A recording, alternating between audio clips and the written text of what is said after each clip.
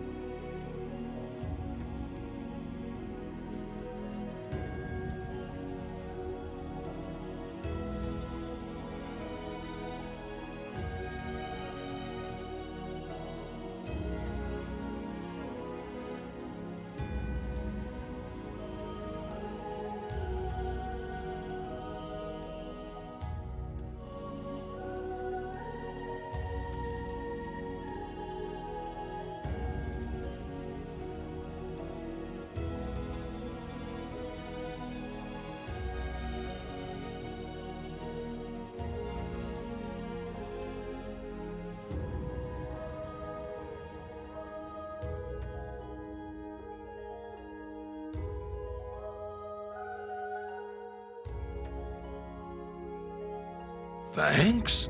You insignificant maggot!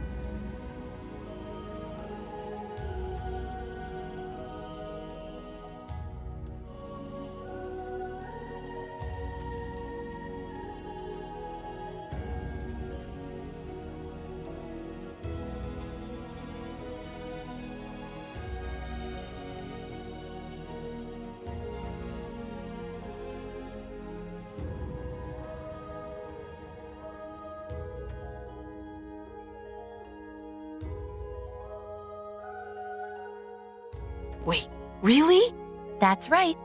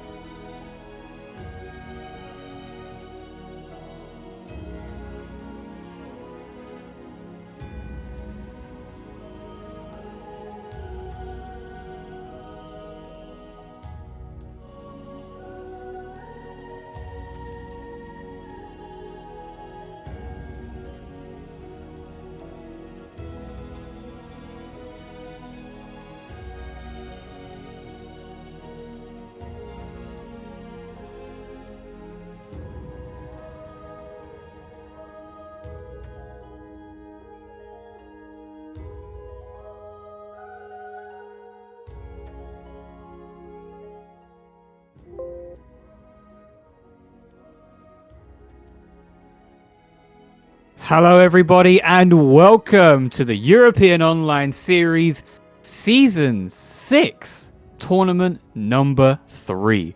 My name is Danarai, joined by my lovely co-host Holy Carp. Hello, it's a pleasure to be here as always, and I'm super excited because this is looking to be a really solid tournament, just looking at the entrants that we have so far. We've got some returning favourites like Taukak and Meow, of course we've got Kiev, of course we've got Baddie, we've got a couple of Scots in Set and Brandstar, we've got Lyonide, we've got Italian resident in residence, Mr. DarthSeppius himself. I mean, yeah, this bracket's looking pretty sick right now. Yeah, exactly. Like you said with Kiev, someone who's been terrorizing the PS4 scene with all of those tournaments. Not always been able to get himself onto the PC tournaments, but he is making an appearance today, and I'm sure the rest of the competitors are pretty scared of that top half of the bracket where Kiev is sat. I mean, it is looking pretty terrifying, I can't lie. But, yeah, we do have a Matcherino, of course, ! Matcherino in the chat. We'll take you to the Matcherino page, where you can put in the coupon code. I believe it's going to be EOSS3. Just have a quick look at that, if I can find it somewhere.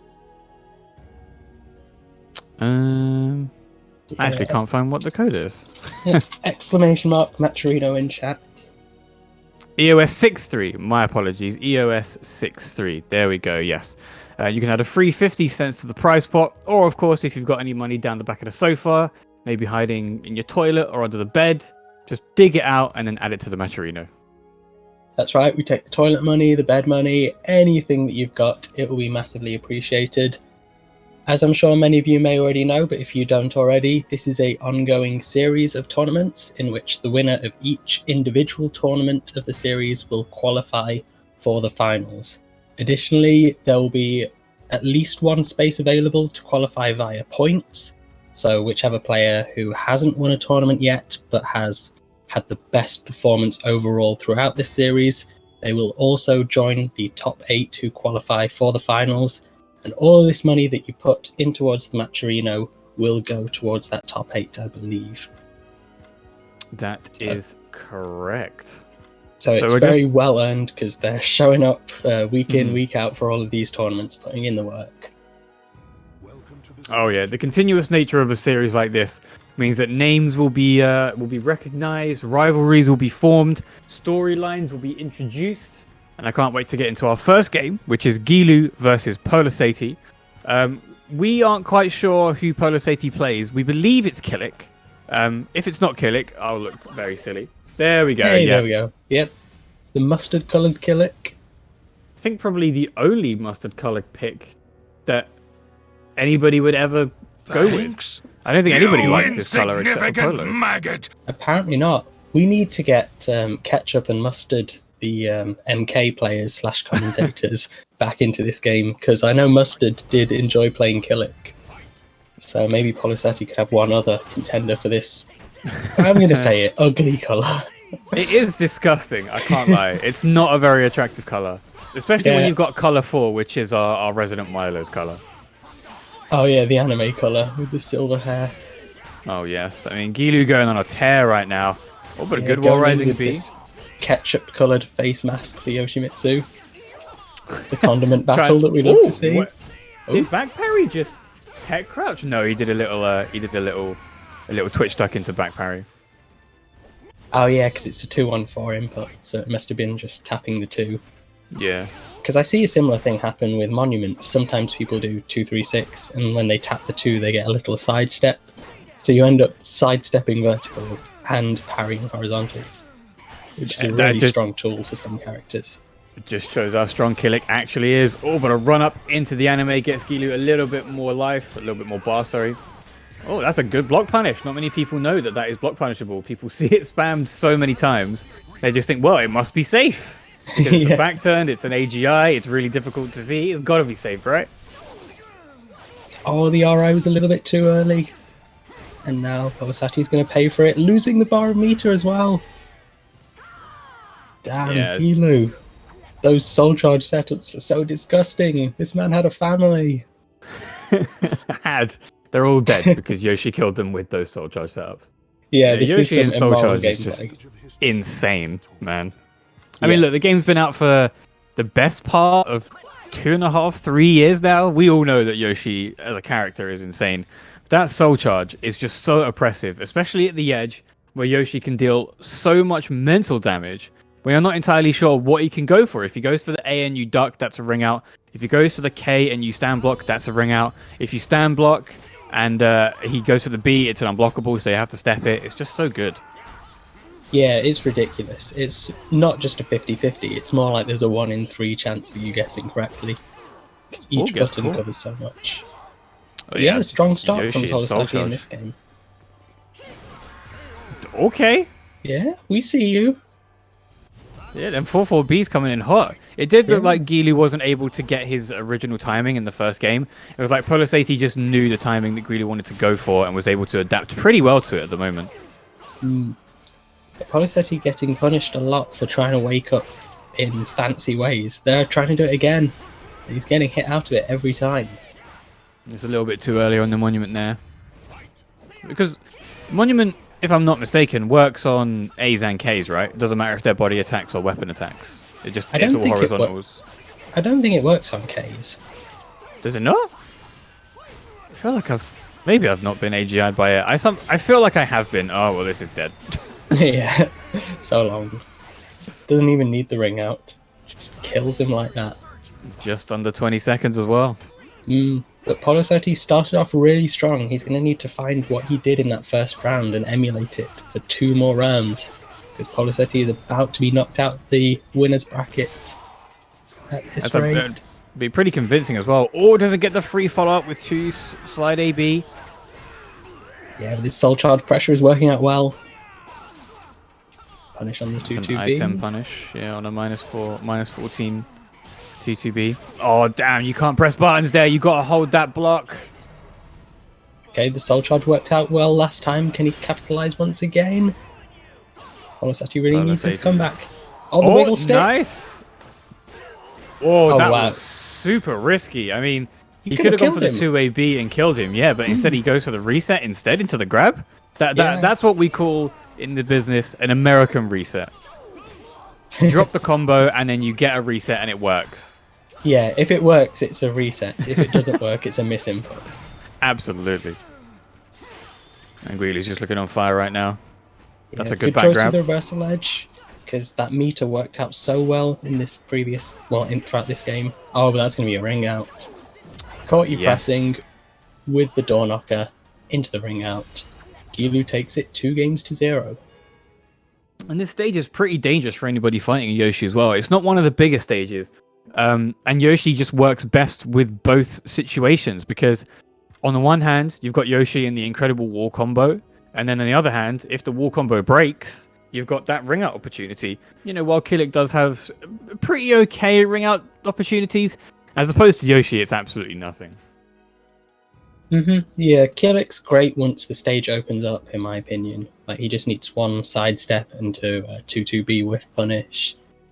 Or just, his launches in general have really good ring out carry. But Yoshimitsu, no matter what the stage is, as long as it's small enough and he can carry you to those edges, to those walls, he is an incredibly oppressive character who's unforgiving, because one mistake and that's a huge wall combo, or that's out of the ring. Yeah, exactly. I mean, on a smaller stage, it's not just the fact that he has the opportunity to do stuff while you're on the wall or while you're by the edge. It's the fact that he has pretty good carry as well. So stuff like 6-6K on counter hit, 6-6A on counter hit. He's got Shark Attack that he can cancel and keep the pressure up. He's got Med K. Like a lot of the options that he can, that he can throw out at you just in neutral to pressure you into a position that's favorable for him is so good. Yeah, you have to be so careful. When that character's sat on meter, he's got all of his brave edge extensions. Like, one mistake, and it's gonna hurt. Man, but anyway, I do kind of wish that we had brave edges for most of the cast. You know, Soul Charge as it is right now is fun, but I think brave edges, if it was just expanded upon like it was in 6 with Yoshimitsu, I think that would be so cool. But yes, sorry, Carl. Anyway. Yes, let's move on to our next game, which is going to be Loz Kias against the Arpeggiator. These two fight relatively often, as far as I'm aware. That's a good 6k to finish that off. Yeah, so if there's something that Talim has started to excel in because of the recent buff to 6k, it's that for stuff like Amy 66A, it is technically a reverse mix on block. But because I don't think Amy can effectively parry properly against Talim 6k, unless they do mid parry, it's really difficult to get around that. Yeah, that sounds right. Oh, but no ring out conversion from this. Damn, interestingly, Arpeggiator's going for both roses at the moment. Okay. Doesn't get that final red rose because the hit before it killed. I suppose that's not a bad thing. Closing out the rounds is more important than building out your roses. It's another white rose. Is that going to be a red rose? I'm going to go for white rose instead. Okay, this is kind of legit, actually, because white rose Amy is really nice against Talim's options. Because she gets that 2-1-4B, which is an incredibly fast, jumping vertical with really good realignment. And it can kind of shut down a few of Talim's stance nonsense. It's also really effective because the AGIs last for, 4 frames longer than they normally would do? So just in general, against everybody in the cast, it's more effective. But like you were saying, with that 2-1-4B, it's just so good against Talim's offense. And we just saw that AGI that you were talking about right there. Arpeggiator used it to counter the jumping forward. Oh, wow. The Wind Fury, the one where she jumps forward. And Windsult, yeah. Windsult, sorry. Yeah, that's the one. And most characters wouldn't be able to AGI like the A plus B as well as the B because they have such different timings. But because Arpeggiator's got white roses, he can just throw out those AGIs to counter multiple options. And it's like Loz is trying to turn the tide of battle at the moment. There were a few really big dropped whiff punish opportunities from Loz in the first and second rounds. But now, you know, he seems to just be doing the Talim stuff, just pressing the single buttons, trying to get the strings as well. But he's going to have to fight Purple Amy to make the comeback. This is such a difficult position to be in. So Loz does get the first round, but he's going to have to win 2 more against Purple Rose Amy, which is basically like a boss. Raid boss, yeah. Exactly. Oh, interesting. Does that not lethal hit after AGIs or ARIs then? Because normally if you GI and the what is it, the Wind Charmer A or whatever it is, the really slow low, it lethal hits. It must not work against Amy's ARIs.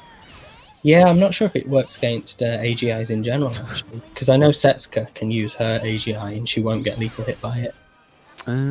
Fair enough. Yeah, pretty strong defense.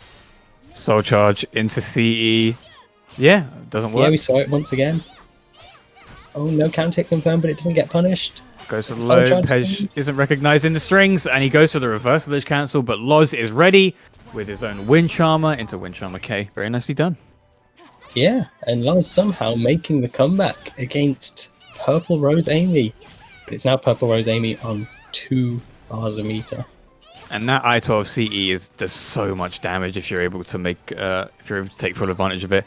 It does seem like Pej is actually slowing down on momentum at the moment. I feel like he's resting on his laurels a little bit with purple and 2 bars, but right now he could just go on a complete tear. Like 1B or 3A if it's caught correctly, was able to do so much damage. Yeah, and I feel like Arpeggiator has missed a couple of opportunities for the I-12 CE. Soulcharge runs out. Cancel. What's the mix-up going to be? Doesn't go for a mix-up, decides to reset it, and a nice 6A to finish it off. That was 6A, 2A into another 6A. Damn, Loz coming back from 2 rounds down. That's pretty impressive, Carp. Yeah, defeating the raid boss all by himself. He didn't even need a full party for that. No guild needed, just gonna solo this raid boss by myself. I do wonder if Pej was just a little bit too complacent. Like, started off really, really strong, amazing offense, making Loz guess, putting him basically just making himself jump off the cliff into his own abyss. And as soon as he got purple, he just slowed down a bit too much. And purple is absolutely not the situation where you want to slow down, because you have that extended AGI or ARI timing now, or window. Plus you've got 50-50 lethal hits. Plus you've got really cool mix-ups on block and on hit. That now is the time to just start pressing buttons in purple. Yeah, my guess would be that perhaps Arpeggiator just got tunnel vision for certain options. Like he decided, right, I'm going to land one of these parries into the lethal hit now. And Loz just running away with the life lead, but doesn't manage to get wind arrow from it. Loz is more than happy to take that little bit of damage, and that's a good hard read with the A+B. Yeah, can't GI that, can't AGI that. Really good option from Loz to close out this first round. This isn't Soulcalibur 3. It's looking like a difficult spot for Arpeggiator. Still sat on 0 roses. Good tech, not the biggest punish, but better than eating the unblockable. That's a good GI, but of course a reversal edge coming out from Loz, because why wouldn't you as a Talon? Reversal edge plus that RE cancel is so strong. Yeah, we don't need to block, we just press RE. Exactly. Good step, but that 2-2B didn't come out. No okay, here we go. But here's, yeah, a good combo. Oh, we wanted the back to B+K, but just got the regular B+K. Damn, Pej is just pressing just too many buttons. Loz is catching him with that really slow low. And now Arpeggiator's just throwing roses in Loz's general direction, just hoping that something happens. When all else fails, you just chuck the garden at him. But very nicely done. Hits him with the full crouch 3BB. Yeah, Arpeggiator's just not been able to find that momentum that he had in the first game. There we go, 6BB transition into 1B. That's such a good little sequence. It is a true mix-up. Yeah, chuck roses at him. Yeah. Oh, good block, but no punish. And now you get BBBB'd for your troubles. Damn, this is what we want to see from an Amy and Soulcharge as well. You just gotta be pressing buttons. She is such a heavy mix-up character. I suppose Arpeggiator was a little bit frightened by all of the RE spam that we were seeing earlier, forcing Arpeggiator to be a bit more conservative with the offense. Oh, there it is. He actually goes for the GI this time. That's a good lethal hit. Yeah, I mean, panicking a little bit, perhaps. Good interrupt. Loz is now feeling himself. Yeah, right. Don't want to get caught by that at all. Okay, good decision from Loz. Normally, but that's a good 2-2B lethal hit. Not going to be able to get the ring out just yet. He's just backing away from it. Tries to get the Wind Charmer to avail. Here's the Soulcharge. Arpeggiator's going to have to be super careful. This is so much damage. One more hit from Talim will take this game. Yeah, Loz absolutely doesn't need to. He went to go make a cup of tea. Yeah, he's like, I'm Talim. I don't care how much health they have. They should be dead now. Oh, so unfortunate. Arpeggiator dying on 2 bars of meter. So that was really, really smart by Loz. I know you never hear that because he's brain dead Talim, but that was very, very smart. Because what he did previously at round end was A+B into A+B, which Pej GI'd. And then the second time when Pedge was on the verge of death. A plus B, Pedge sidestepped. Loz knew that he wasn't just going to stand there and take another one, so he did 1k. Very, very nicely done by Loz there to condition Pedge. But of course, very nicely done by Pedge as well, starting off strong in the first game, but just wasn't able to capitalize on his advantage. Yeah, Arpeggiator might be kicking himself for choosing the sidestep in that last moment instead of just soul charging and going all out, because that's what worked in that last game when he took that round. Yeah, But soul charge with the free burst is just, it's so strong in those situations. Even if you're not confident that you can take the round and you have a bar, just pop the soul charge, give yourself some space, reset the neutral, and you never know. Yeah, don't hold on to that meter. Like, you can't use it in the next game. You can't use it in Season 3 if that ever comes out. You can't save it for SC7. Stop it. Just use it, okay? Imagine, you know how in like single player games when sequels come out, sometimes it will save your progress from the previous game and then give you like upgrades and stuff. Imagine if all of the bar that you didn't use from the previous game in Soulcalibur 6 just gets added to your bar when you start playing Soulcalibur 7. Yeah, I can just imagine like there'll be all of these O2ers at the moment, like losing every tournament, but just thinking to themselves like, I'm playing the long game. Someday I'll get to take all of this meter that I went 0-2 with. Oh man, that would be insane. I mean, I would kind of like some form of, because fighting games haven't really had the opportunity to do that, right? Because solo mode, story, content stuff never really carries over, because the point of a fighting game is to be one-on-one. But it would be quite cool if, you know, customs transferred, or if you're able to transfer over certain aspects of your rank, or just something like that. Not like the points or anything, but, you know, symbols and stuff like that. That'd be quite cool.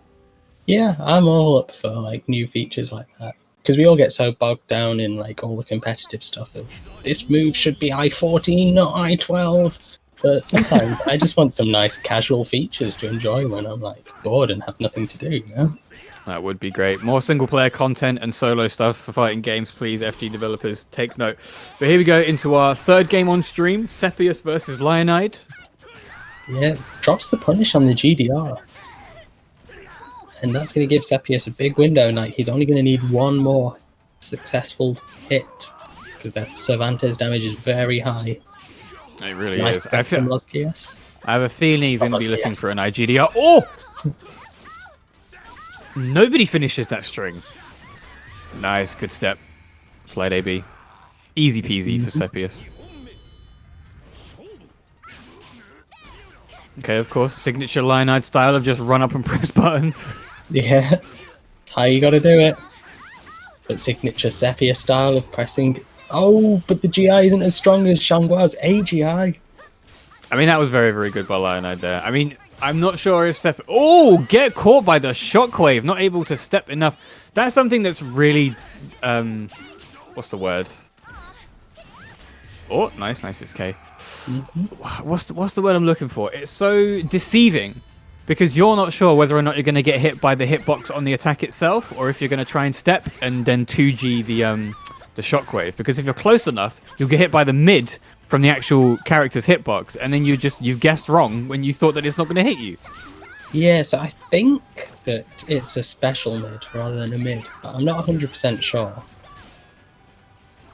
Because it's such a niche situation. Yeah, oh, very, very niche. Yeah. Alright, like, Seppi actually on the back foot at the moment with the Soul Charge, going with the A6B, but this is going to be dead. Perfect timing on the 3B into the Soul Charge extensions, into the 1k BB. Yeah, looks like Lyonide went for the AGI, expecting the A6B spam that Seppius loves in Soul Charge. But Seppi was one step ahead, did the 3B launcher into game, and now starting this next round with some huge damage. That is just about Half-Life gone. Good duck, not the greatest punish, but, you know, plus frames, with some damage on the board, nothing to sniff at. Oh, and a good step. And this is going to take the game for DarthSeppius. 1-0. That is something that I wouldn't be confident in doing. So, you have, what was it, full crouch 3AA into, 3A... Wait, what's the... He did full crouch 3AB, the one that ends in the little face poke. Yeah, sorry, my brain was just not working. Yeah, full crouch 3AB. I would not be confident stepping that on hit. But Seppius, no fear at all. Just step into CE. So brave. I mean, it could have been very, very dangerous for him. Yeah, I always forget that you can even step there. Because I would usually, if I'm expecting it, just duck. And then the mix-up becomes she can go into stance and then crouch grab you. So, actually, like a really nice option from DarthSeppius choosing to step it instead of twitch duck like a lot of people would. Yeah, the fact that she got given the low grab and a 50-50 from PX, or just most of her stances actually, is really, really terrifying on hit. Sometimes you just got to take that risk, and when it pays off as well as that, it's all worth it. Yeah, and Seppius is going to have to punish the that 50-50 you were talking about from the stance, because in the previous game he did block one and not punish the mid. So now Lyonide knows that he can get away with that mix-up. Oh man, right there, you see that's exactly what we were talking about. Gets the crouch, goes for the crouch grab, but luckily manages to break it. Yeah, really good break. I don't know whether it was a forward or a backward break. I need to brush up on my Italian because I don't understand what front and back is on this screen. I'm sure we'll get some Italians in the chat letting us know, but that's a great AGI to start off the round, just immediately calling it out. And now Lyonide with Soul Charge, absolutely ruining Seppius, and he doesn't get the break. That should have been relatively obvious what Lyonide was going to go for, but Seppius, probably not fully aware of his surroundings, just gets wrung out in like less than 20 seconds. That was crazy. Yeah, that was such a fast round. That's what we expect to see from Cervantes, that explosive damage and that ring out game. Yeah, exactly, from the big pirate with massive swords. Oh, off the wall. There we go. Yeah, right back at you. Seppius decides, no, now it's my turn to end this next round in 12 seconds. I do love how explosive Caliber can be at the best of times. It's just like, cool, you made one mistake, say goodbye to half of your health bar. Yeah, especially with players like this who are just all out in their reads and just really commit to it. Speaking of really committing, this teleport's going to be huge damage, not a ring out, but still great damage. Seppius committing pretty hard to these strings at the moment. Good step into full crouch 3B. Nicely converted by Lyonide as well. That splat and that angle somewhat difficult to keep up, but very nicely done with the 4AA to finish it off. Yeah, he went for the optimal there as well. Because like sometimes you don't get the high enough splat to convert into 4AA, which is the biggest combo damage you can get there. So credit to Lyonide for not just taking the easy mode options. Like he was saying, I'm going to send a message. I'm going to do my hardest, highest hitting combo, even though I don't even need it. So we're going to return to that same stage where the game could be equally explosive as the previous one, given that it's such a small stage. The best stage in the game, with the JPing in the background of Mount Rushmore, the joke that nobody understood when I said it at WePlay. Oh, that's such a shame. Oh, gets caught pressing buttons. That was a weird decision by Seppius to start pressing buttons there. Had all the time in the world to just chill and react, but that's a great call out with the 6A plus B. Lyonide, absolutely no fear into the 7 golden letters. Yeah, Lyonide sending a message. Not even taking the virgin safe option of sidestepping your verticals. No, he's going for the Chad AGI just to send the message. Do you prefer it when it was like just start of season 2 6A plus B or current 6A plus B? Oh, I'm so glad that we've got the current 6A plus B. That move was ridiculous. Well, they've changed it pretty much every patch. But at least now, like, she can't just throw it out and like land good damage on normal hit. Oh yeah, for sure. I mean, the fact that it is now minus 16 on block is just way better for the characters that I play, so I'm happy about that. Oh my god, the raw 6A plus B into the stance cancel for the grab, but that's just out of range with the reversal edge, and Seppi isn't going to be happy about that. Good 6B whiff punish by Lyonide, and now Lyo is 1 round away from putting Seppi into loser's bracket, which is not something I thought I'd ever see, but a great call out with the horizontal AGI. Yeah, Lyonide still pressing all of those AGIs. No fear against the full charge Cervantes. No AGI on the 4-4B there. Oh man, the 2A's coming out thick and fast right now. Seppius wants that quick, cheap, easy damage with the plus frames. Doesn't want to overcommit because he knows that when he does, Lyonide gets some pretty hefty damage. This isn't going to kill, but it's going to do a lot. Gonna work towards his lethal hits for his gunshots as well. Brrr. What's Seppi follow-up gonna be? He's gonna run in. Good block in the K2. No punish, but he doesn't need it because this is gonna take the game. Catches Seppius trying to mash out that full crouch 3A string. The CE is gonna take it. Yeah, full crouch 3AB once again decides not to go for the step this time. Probably wasn't convinced that Lyonide was going to finish the string, so thought, I've got time to press a button. Absolutely not. No time at all, especially not on full crouch 3A hit. And Lyo put Seppi into losers bracket on our third game on stream. I am surprised, I'll say that much. Yeah, like, I know it can definitely go either way with these two. But I'm just surprised that we had to see those two in round one of this tournament. Like, that just shows you how many top-seeded players there are in this tournament today to have Lyonide versus Seppi in round one. So now Seppius is going to have to climb his way through losers bracket if he wants to stand a chance to make the comeback. He will indeed. And please don't forget, everybody, that we have a Matcherino page for you to donate to. ! Matcherino in the chat will take you to the page where you can put in the free coupon code EOS63 to add a free 50 cents to the prize pot. But of course, if you have some spare change in your wallet, perhaps down the side of the sofa, maybe your cat or dog has swallowed a pound coin that you're waiting for it to pass. Once it does, put that in your bank account and then slot that money into the Matcherino prize pool. Yes, please do. And then it looks like we are finishing up our first round matches. And we're going to be going into, well, I suppose technically we finished round two because round one was so small in this tournament, it's just one match. Yeah, moving very swiftly onto round three, it seems. And, and it's who are our first games going to be? Very strong. I think that we are going to be seeing Ninx versus Fotten. Oh, is that Ninx now? I think. However you say that name. Yeah, and Ninx has won his first game in round two against Habaduba, which is really impressive.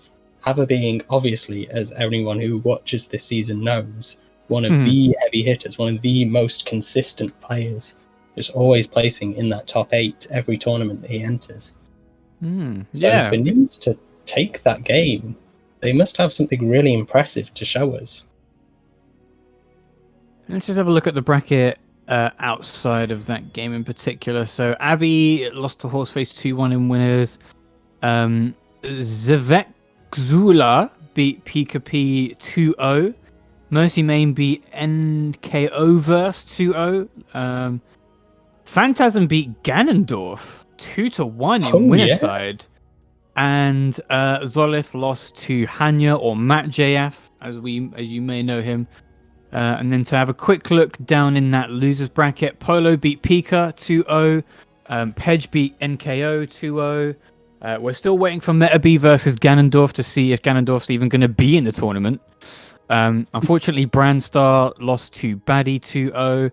And Mozarus beat Jumpy Jin 2-0 as he was put into the losers bracket. Yeah, surprising to see some decent players already eliminated from the tournament. We've seen Zolith be eliminated, Abby, and World Brandstar. Some very strong players already out of the tournament, so you can see just how unpredictable this is looking already. And you mentioned Zvekzula, his win against Pika. This is a very interesting player as well, because someone that we hadn't really heard very much of. I don't think many people knew who this person was, and then they just still don't know who they are. They're I believe, a French Taki player, but even most of the French scene didn't seem to recognize this name. Then suddenly they enter the tournaments, and last week, I think they got 7th last week. They made it to top 8, took out some really strong players like Blade of Flame, for example, and secured that top 8 spot. So Zvekzula, a bit of a wild card. Not many people know what to expect, but they do know this player is capable of top 8 in this series. Absolutely. Yeah, very interesting. So, Carp, a non-tournament question for you, just related to Caliber in general. If there was a character that you wanted to see come back in Soulcalibur 7, not that we're confirming that it exists or anything, because we don't know, but if we were going to have a Soulcalibur 7, if there was one character that you would love to see back that we haven't had in 6 yet, who would it be? Oh, okay. So I guess also if we got a season 3, it's also a question of who I'd want to see in season 3. Like, well, I'm talking like base roster Soulcalibur 7. Who would you want to see that we haven't seen in 6? Oh, okay. I think there are 2 that I would particularly like at the moment, and they're not very popular choices, so I don't think chat is going to agree with me on these. But one of them is Edgemaster. Like, I'm surprised we still don't have a mimic character. And I just think Edgemaster's so badass. Like, I just love the way that, like, he imitates these, like, little girls like Shangwa or, like, the most ridiculous styles on him, and he's still there saying, like, deadpan serious lines like, "You lack training," while he just bonks you with this pretty water sword. So I want to see Edgemaster, and I want to see Patroclus. I mean, see, this is the thing, right? I would love to see Pat's moveset come back just without Patroclus, because while Yuri Lowenthal is like probably my favorite voice actor, I hate Patroclus with a raging passion, and I want him to just die in the depths that was Soulcalibur 5. Oh, see, I'm the exact opposite of that. I don't want his moveset back. His moveset was so stupid and obnoxious. Like, that shit can just stay away. But Patroclus as a character, I just love that kind of douchebag asshole who's just taunting the opponent throughout the game, making them as salty as possible. I mean, there's a difference between Maxi, Yun, and Patroclus, right? Maxi and Yun, they're cocky, they're young, they're chads, basically. Patroclus is, excuse my language, a little bitch. I know, and that's why I love him. Like, just how salty your opponent's going to be, just getting pummeled to death and kicked in the shins by this little bitch. Patroclus's moveset, just ignore Patroclus. He doesn't exist. Yeah, and neither does Nin's health bar at the moment. Speaking of things that don't exist. I mean, that's like Tekken combo levels of damage. That's just ridiculous. That's a good. Oh, doesn't get the whiff punish this time though. Yeah. Good step into 6 XP. Yeah, and Nin's just lost his barometer as well there, so it's going to be so difficult to make the comeback. But grabbing through the armor, that's a good way to start that comeback. Oh! Yeah, the I'm the staggered forward movement. Okay, of course, no block punish, because that's not what Astaroths do. They just grab. So apparently this isn't Nin's to now. This is just a different Nin's completely. Oh, okay. I mean, managing to take, what was it, 2-1 over Haba? Yeah, 2-1 over Haba is no mean feat. So I do wonder if they did pick Sophitia, and if Haba was maybe just not on form, or if he's just not familiar with the Sophitia matchup. We'll never know, because we didn't get to see it on stream. But, you know, beating Haba, putting him in loser's bracket in winners round 2 is pretty sick. So hopefully we get to see that power come through against Horseface in this next game. Yeah, but it's looking pretty hard for Nin's to get anything started at the moment. Oh, and Horseface guesses wrong, goes for the low grab. Yeah, good use of the full crouch 1k, really good pressure tool against Astaroth. It is +2 on hit. However, Fotten is ready with sidesteps. No whiff punish from Nin's. That could have been a hefty bit of damage if he was able to get it off properly. That's a good sidestep into 2-2B, yeah. I don't even think Horseface was reacting to that. I think just straight up sidestepping, because Nin's hasn't done a lot of TAS AA, and if there's no reason to block low, just sidestep. You get a hell of a reward. Yeah, as we've just seen twice in a row. So Nin's going to have to start mixing things up a little bit, go for some more TAS AA. Or TAS A on its own, and then bait the response. Good backstep. Good punish. That's a lethal hit as well, because it is horizontal. 2d6A to take it. That's a bit dangerous, I can't lie, because that final swing from Beyblade has got so much range. But sometimes you think that you're out of range and then you go for a counter and you just get caught. But damn, Ninx, reading that Horseface likes to sidestep, especially 2-2B, just hitting him with the 4A holds into these incredible combos. Look how much damage that Horseface has had to take off right now to even up that life score. And Ninx is just running through him right now. Yeah, Ninx is playing Sophia like she's Astaroth. We're seeing huge damage combos and all of this run-up grab, giving Fotten a taste of his own medicine. You can definitely tell that there isn't much adaptation going on from Horseface. It's just him trying to play quite reactionary and reactive. He's just pressing the buttons that he knows usually works, and was really not pressing the correct buttons at the right times. I mean, 6k into 6k against somebody that likes to block and sidestep, not the best decision there. Into the 1k hold. Horseface not reacting quickly enough, and Ninx taking it 3-1 in the second game. Yeah, good work from Ninx. Fotten maybe losing a bit of composure from that Taz AB tracking. Like, that is always upsetting when you have the correct read, but then you still get hit by the vertical anyway. I believe you got to step that to your right? For which one, sorry? Taz AB. Yeah, so Taz... Okay, so Taz AB is one of those moves like Mitsu Relic B, where if you step towards the right, or to where the sword is swinging down to, 5 times out of 10, it will hit you. There's no real answer to it, aside from stepping the other way. It's so weird. I don't know if it's a hitbox thing, or if it's a timing thing, I'm just not sure. But yeah, those moves that, those verticals that have like swings down to one particular side, sometimes it just works and sometimes it doesn't. It's very, very awkward. And speaking of things that don't always work, this combo right here, I believe that's only works on Astaroth, Servi, and maybe 1 or 2 other people.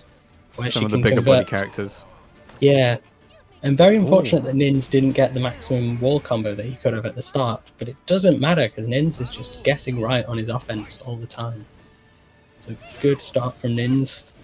How is Fotten going to adapt? Okay, he Once again, so this is what we were talking about. Ninx immediately at the start of the first round in this game adapted well, did test AA, but now because he thinks, oh, that's going to do so much damage, but because he thinks that, oh, well, now I've conditioned him, he's just going to step or he's just going to block low, I can do the B. Absolutely not. Astaroth gets so much more of a reward if he hits you with a 2-2B. See, once again, you have to understand that you can't just step that because you're going to get destroyed, and a nice 1k to finish off the second round. Yeah, really good pressure. Oh no, but we're gonna have a disconnect.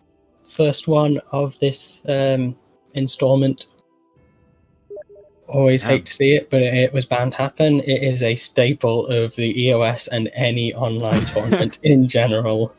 For Soulcalibur, yeah. It's unfortunate that our lobbies aren't that stable, but you know, 9 times out of 10, they'll work pretty well, and we get a fluid and smooth tournament.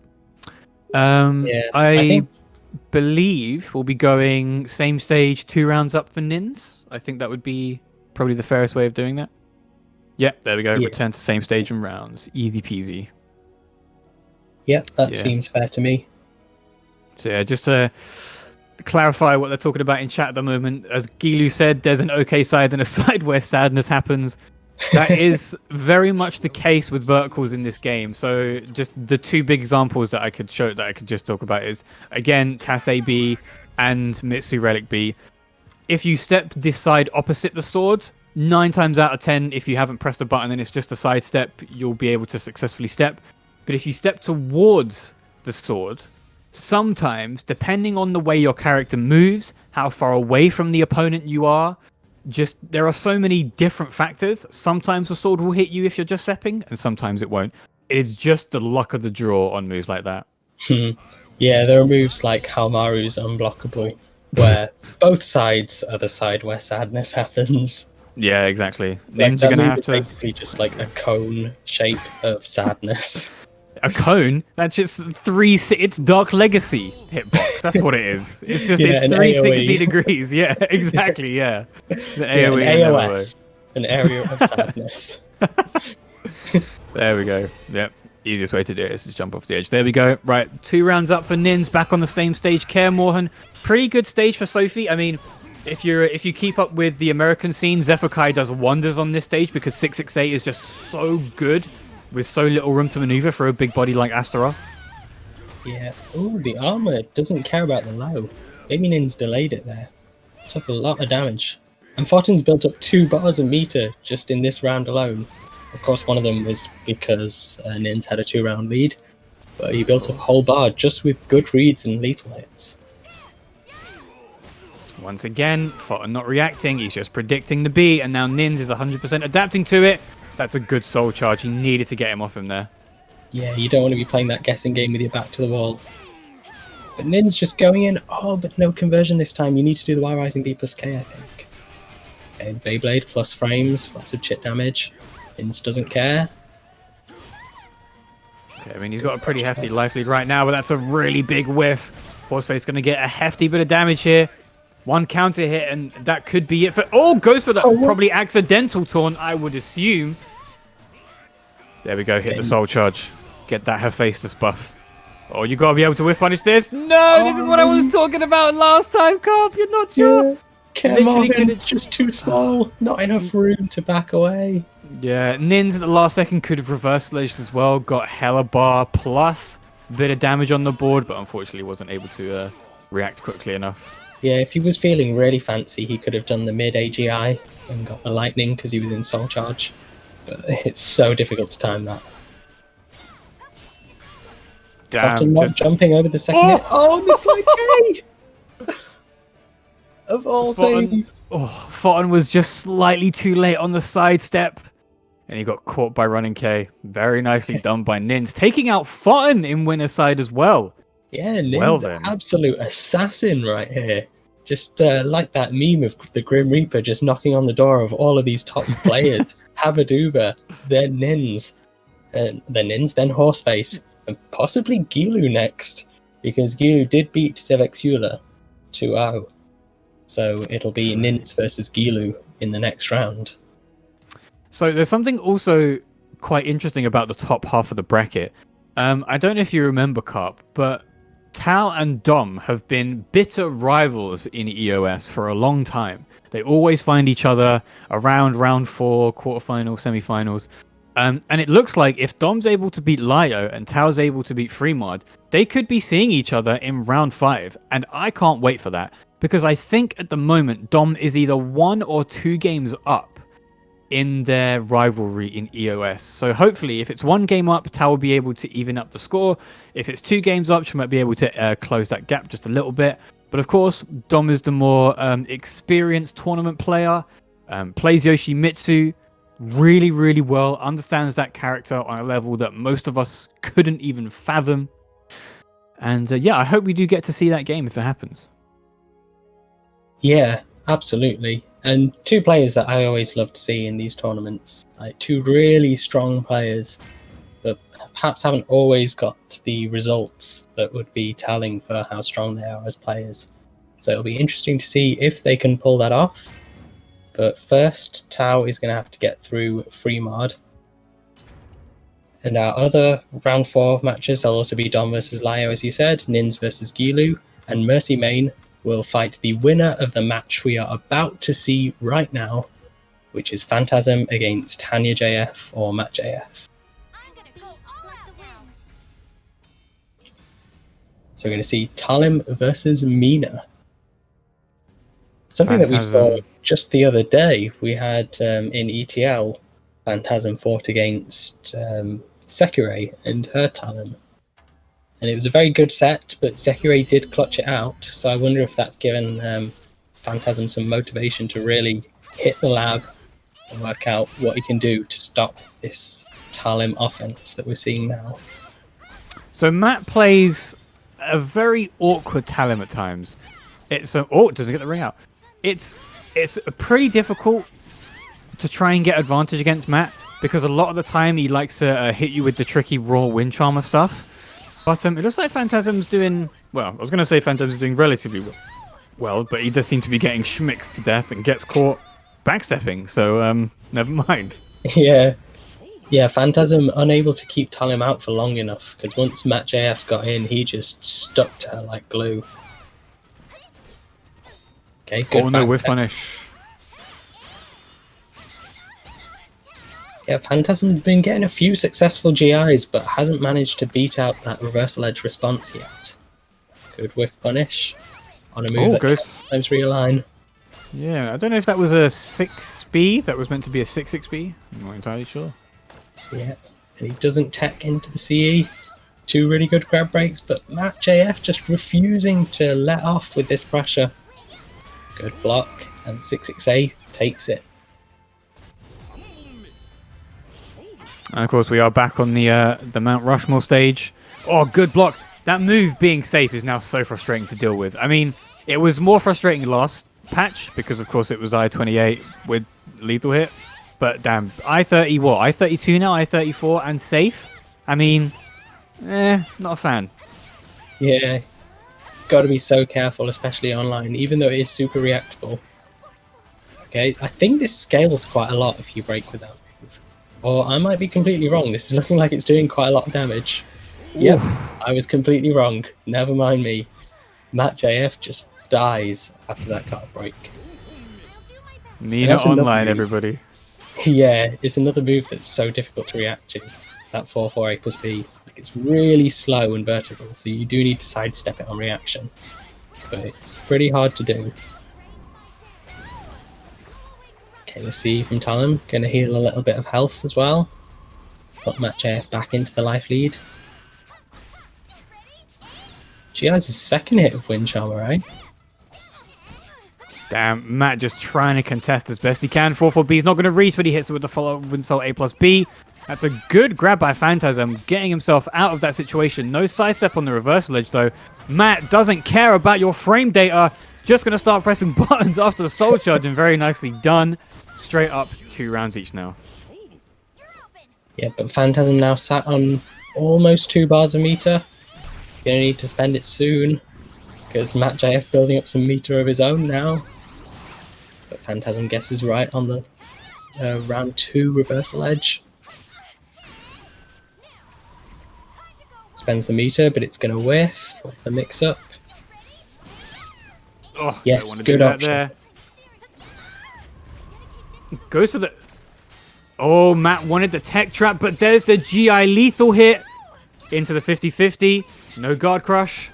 Oh, there must be a force block. Okay, Phantasm just manages to get out, pop the soul charge. What? Excuse me? I'm going to need someone to clip that. Oh, that's a good block by Matt, but he doesn't get the follow-up. He's not quick enough. Doesn't go for the guard cross option, but there we go. Reversal edge finishes it off. Man, Phantasm was sitting in really low guard stamina for such a long time. I was worried that Matt wasn't going to take advantage of it. And to be fair, he kind of didn't. Because if there was an opportunity to guard crush, he could have got some pretty decent damage into a win.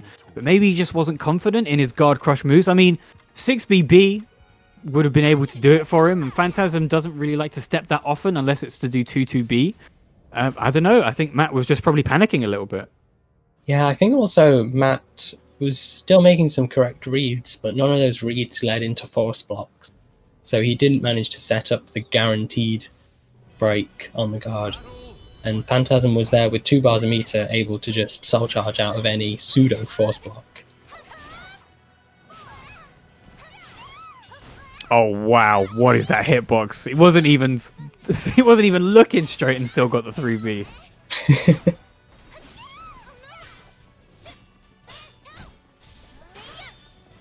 Reversal edge, cancel.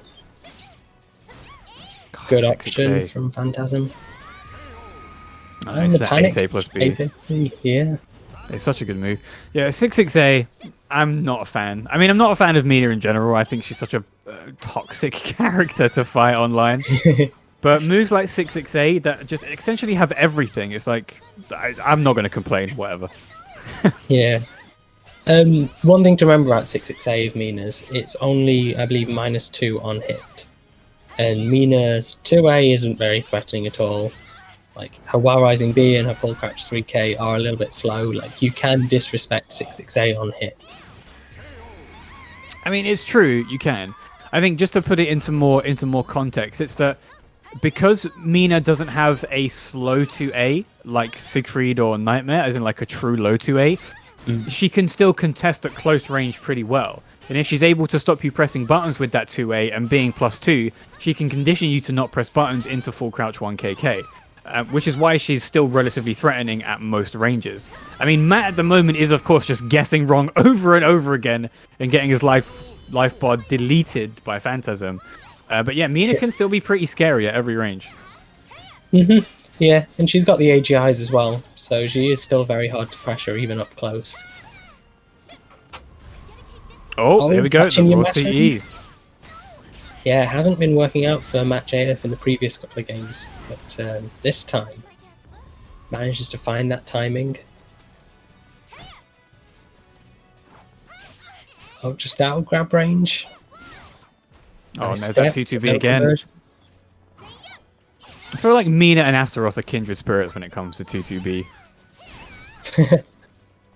Yeah, can we make Astaroth's 2-2B equally unsafe now? Oh my god, yes, please.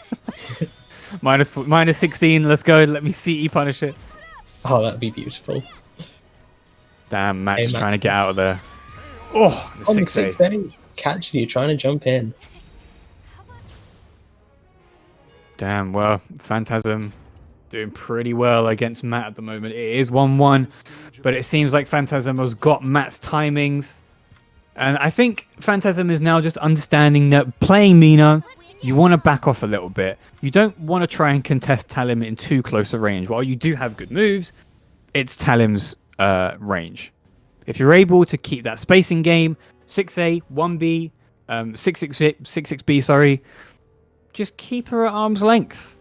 Make her come to you. Even with that forward momentum buff, I think if you're able to keep a Talim at range 3, range 4, where you excel, it's basically your game.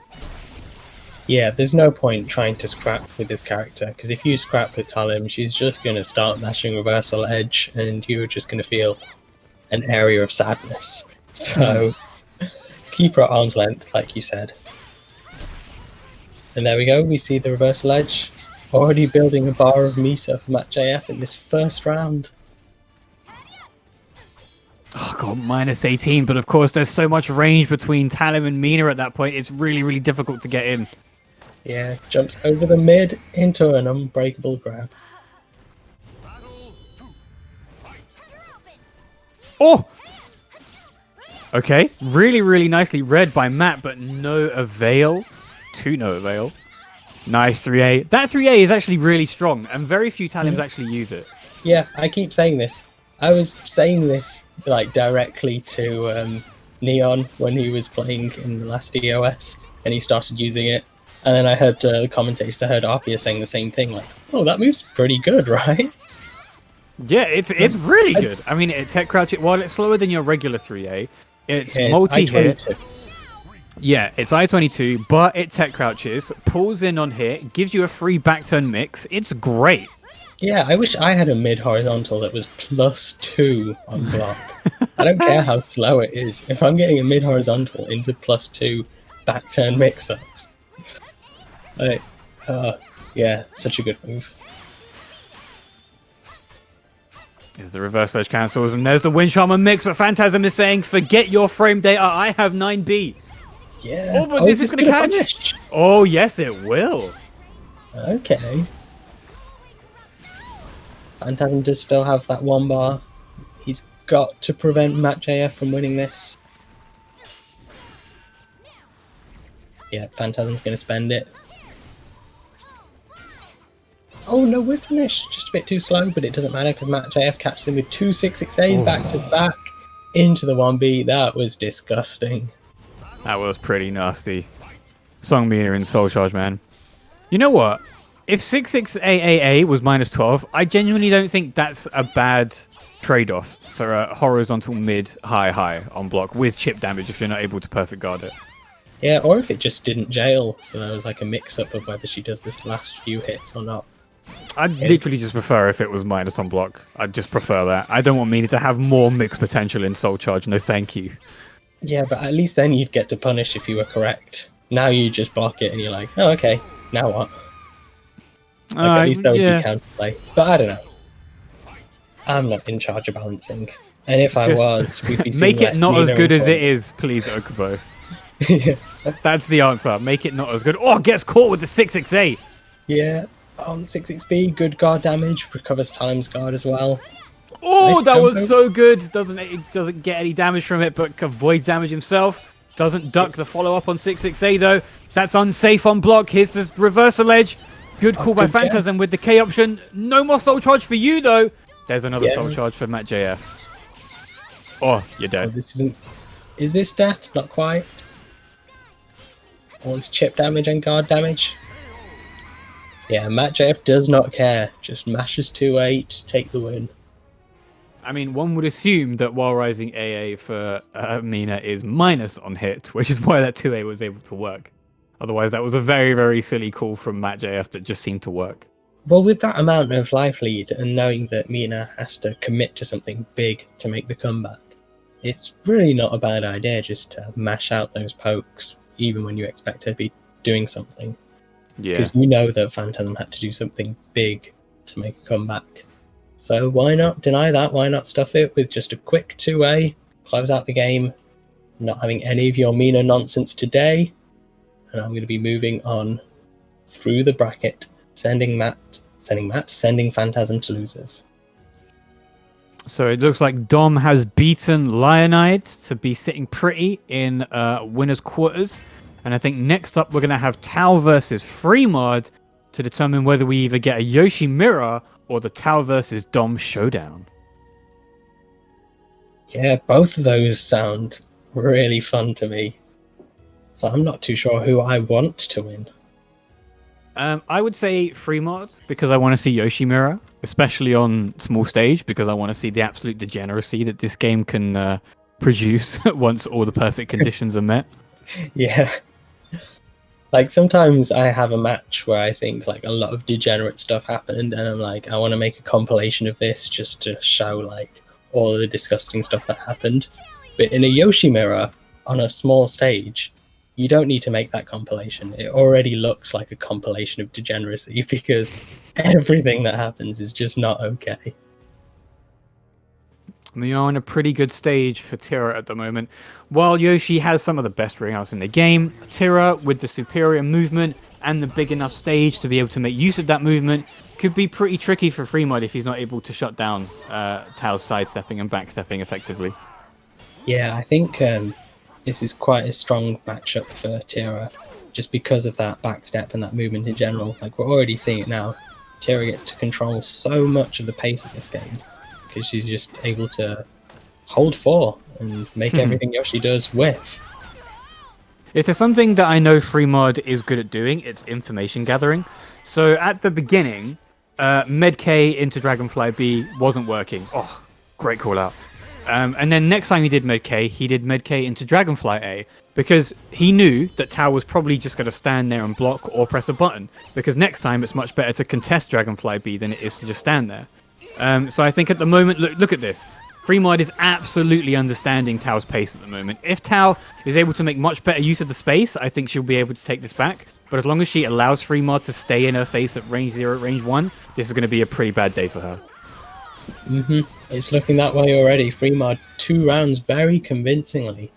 And Tao's only had 4 mood changes. So she's not even super close to getting Coda just yet. I mean, in your opinion, Carp, do we want to see Coda right now, or do we want to see Freemard win? I want to see Coda. I want to see all of the nonsense. That's As true. disgusting as Coda is, I do love watching Tira just go crazy. That's a great 9k to avoid. Oh, goes for Dragonfly B this time, probably expecting Tao to duck. Yeah. But Tao mashes into the door knocker, but it doesn't matter. Great conversion from the 4A plus B into the mood switch. Can we just acknowledge how that move literally disables tracking? What was it, like 4A plus B or whatever it is? It like, no joke, it just disables tracking. He did Med-K and she sidestepped it. Yeah, and then got the full air conversion. Yeah. Okay, Freemard looking to go 3 rounds to 0 if he keeps making this comeback. Come on, Tao, you need... Oh, no punish! But it doesn't matter, the 2K is going to close it out. We're going to go into the 4th round. To be fair, full crouch 3A is a lesser spotted move, and nobody really knows how to punish it. It's minus 16, and when you see it come out, only the people who have been fighting against it a lot will be able to recognize it as quickly as possible. Oh, that's a good death copter over the top into the backwards jump. Oh, let's go block a little bit early. Drill kicks. Oh, guess is wrong on the Tira launcher. Oh, I did not know that hits on the ground. Of course it does. Yeah. Oh, and out you go. See you later. Yeah, thanks for playing. 2-2B. Yoshi's ring out got nerfed, by the way, everyone. Don't know if you knew. Yeah, I wouldn't have known if you just showed me that game by itself. I would not believe you. Welcome to the stage of history. Okay, let's see what stage we get next. Tao Can I probably just say, something larger. I am disappointed in whoever's running the game for not having all the DLC downloaded. I think we should shame the person and force them to buy all the DLC. Did you see the screen, Carp? They've got like 5 characters missing. Oh, have they? Oh no. Yeah, I don't blame them though. Like some of the DLC characters, I would prefer to take off my character select screen. I don't want to be reminded of Amy's existence.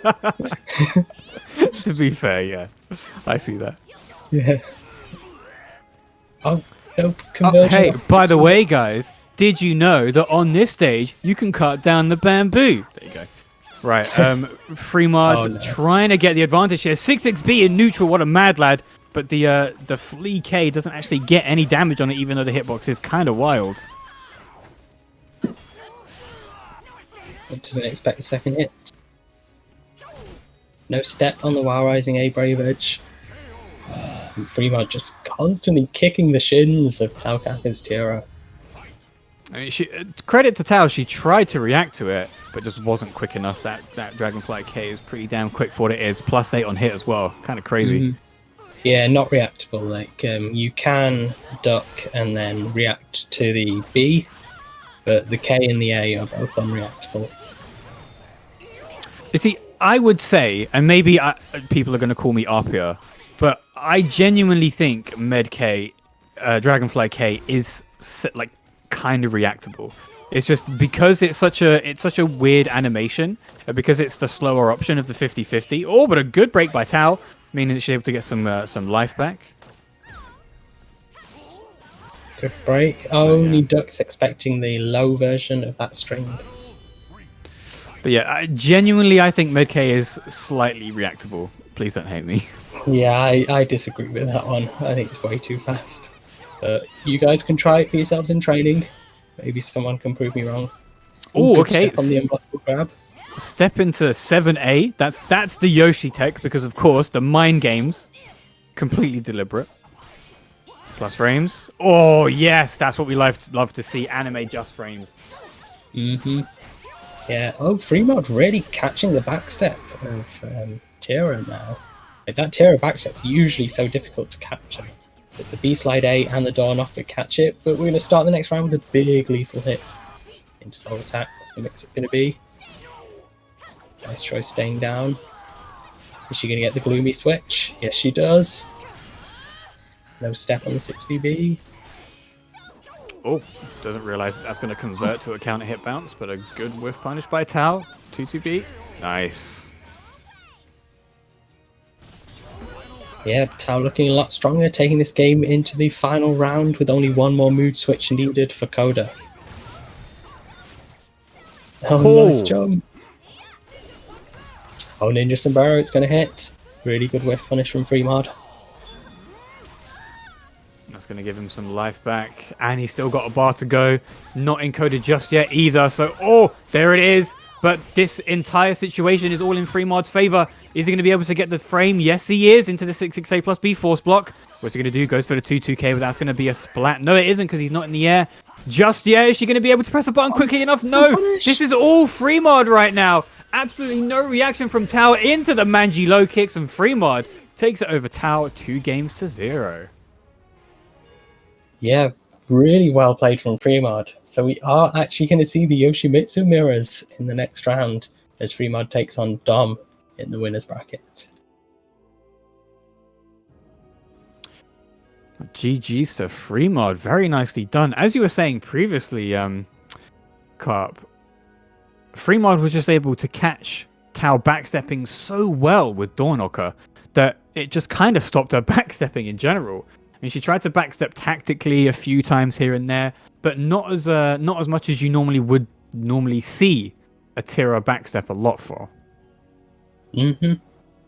Yeah, I'm sure that this must be something that Freemard has labbed a lot, like the situations where you can and can't catch that backstep, because it is like the deciding factor in that matchup, in my opinion. Like how well Tira is able to just nope out of all of these mix-up situations.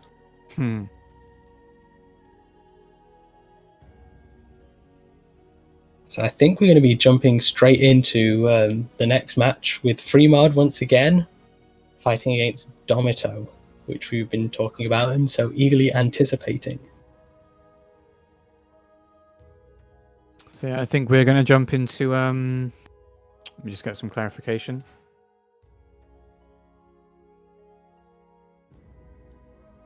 Some clarification to see if we're going to be going on break after Dom versus Freemard, or we're just going to keep going. Yeah, let's see.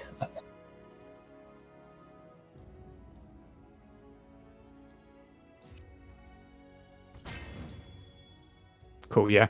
So it looks like Dom versus Freemard, and then we'll be going on a break as we wait for our loser side to catch up. It'll be losers round 5. Just to give you a quick update on the bracket. Ninx versus Ganondorf. MattJF versus Haba. Tau is waiting for the outcome of Seppius versus Loz. And then Lyonide versus Horseface. So, you know, the crew that you're used to seeing on stream and in the discords of Tau, Loz, Lyo, they're all just sitting down there in that loser side waiting to fight each other pretty much. Because, yeah, it could possibly be Tau versus Loz and Lyonide versus Horseface, the people who fight each other almost every day. So, you know, you do really love to see those kind of matches where it is literally just player matchups versus, rather than character matchups. Yeah, definitely. Always so much more unpredictable as well, because we just don't know how it's going to go when they play each other so often and they're so back and forth. So, no idea what to expect from Losers Bracket. Oh, okay, there we go. The mutual respect from both of these S1 Yoshimitsus. We got Freemard on the right with the green Yoshi and Dom... No, wait. It's so confusing. Yeah. They both camouflage into the background as well. So Dom is the green Yoshi and Freemard is the grey Yoshi, grey and gold, I think. Yeah. Okay. Yeah. Now they're on the right side. There we go. Yeah, that's better. Stay like this, please. Yeah, don't side switch. Oh, but that's a great call out into the 236A plus B. Catches him with the windmill. Not able to capitalize off of the counter hit though, but a nice 5AA to get Freemard the first round. Yeah, just round 1 and we've already seen more nonsense than I want to see in a full game. This is incredible. Oh, no counter confirm on the BB. It doesn't matter because we guessed right on the GI. I'm starting with the commanding life lead. Good duck, but just a little bit too late on the punish. Okay, Dom going in. Boom. Oh, yes. Dom, not boom. Did you say boom? I thought you said boom. Oh, no, sorry. I said boom as in, like, he hit him. Oh, yeah, I was just making... Not as in, like, AO boom. Yeah, fuck that guy. I hate that guy. Yeah, all my homies love AO Dom. Okay, now you have to change your name, Dom, to AO Dom. No excuses. And the O has to be a 0. Just for... Yeah. I love it. Oh, that's good. But only if he wins this. He's got to earn the name of AO Dom. Good 4KB. Oh, nice. Hits him with the full string. I hate 1BA. Yeah, same. Full crouch cricket. Damn, Dom is just like, cool, you want to play the mixed game? This is mine. Here you go. And it's working. Look at this huge life lead. Dom working on a perfect. Another 5BB into the 4KB. Nice, yeah, you get it. You just don't want to move after that. You are in like minus 4 billion. Mm-hmm. Just hold that block button. Be strong. Oh, good duck on the dragon breath. Poison breath, whatever it's called. Okay, one of the Yoshimitsu's guesses right. I'm too confused to work out which one's which. Okay, Freemard taking the lead now. That's a pretty good... Oh, no! Oh, okay. That was so... That was the most Soulcalibur 6 thing I've seen in so long. Yeah, get calibered, nerd. Oh my god. And even apologetic, spamming the forgive me at the end of it. I'm so sorry, this game doo-doo. Yeah. Can we get a clip? Because what I think happened was he teched, sidestepped, and then got caught by the 3B. I think. I'm not 100%. I think I recall seeing a counter hit spark, but I'm not sure how it happened. Somebody needs to clip that for me. Oh, man. Okay, that was some serious jank. It's going to take a lot to top that in this next game, but let's see if they can do it. Let's see if they can bring even more ridiculous ninja interactions to this match. To be fair, this is exactly what I was talking about when I said I wanted to see Dom versus Freemard. Yes. The absolute degeneracy with perfect conditions. It's like when you complete a Spyro game at like 113%, this is what happens. Yeah. Oh, isn't it ridiculous that we just saw Yoshimitsu versus Tira, a character with an RNG mechanic, yet we see more RNG in the Yoshimitsu mirror. You gotta love it. Yeah. Alright, hits him with the 2B, goes for the 3B once again. Goes for the oppressive options. Wall rising. I will rising K. Interesting, but that's minus plus 0. Sorry. No whiff punish. Gets it with the anime though. Evening up that life lead. Damn, Freemard with the single hits. We playing Tekken out here. Alright, I see you. Good step into 5A. Very nicely done by Freemard. No, by Dom, I think. Yeah, Dom's the green one. Oh, they've changed sides. I'm confused. Yeah, I know. Yeah. Okay. Good punish from Freemard. Oh my god, that was such a hard call out by Freemard. Very nicely done. Into the trooper roll. Oppressive with the frames, but of course the poison breath goes straight through because it hasn't got active frames after it's just come out. Yep. Some nonsense going on now. Love to see it. Good GI from Dom. I don't think it's going to ring out from here. If he gets the dick punch, yes he will. Into the wall rising B. Very nicely done. Well converted by Dom. Yeah, good stuff. Managing to overcome the RNG walls, which are sometimes there and sometimes not. Alright, Freemard trying his best, but now gets caught by Door Knocker. Is Dom going to be able to shark attack his way out of this one? Yes, he will, because these walls are bogged. Very nicely done. Yeah.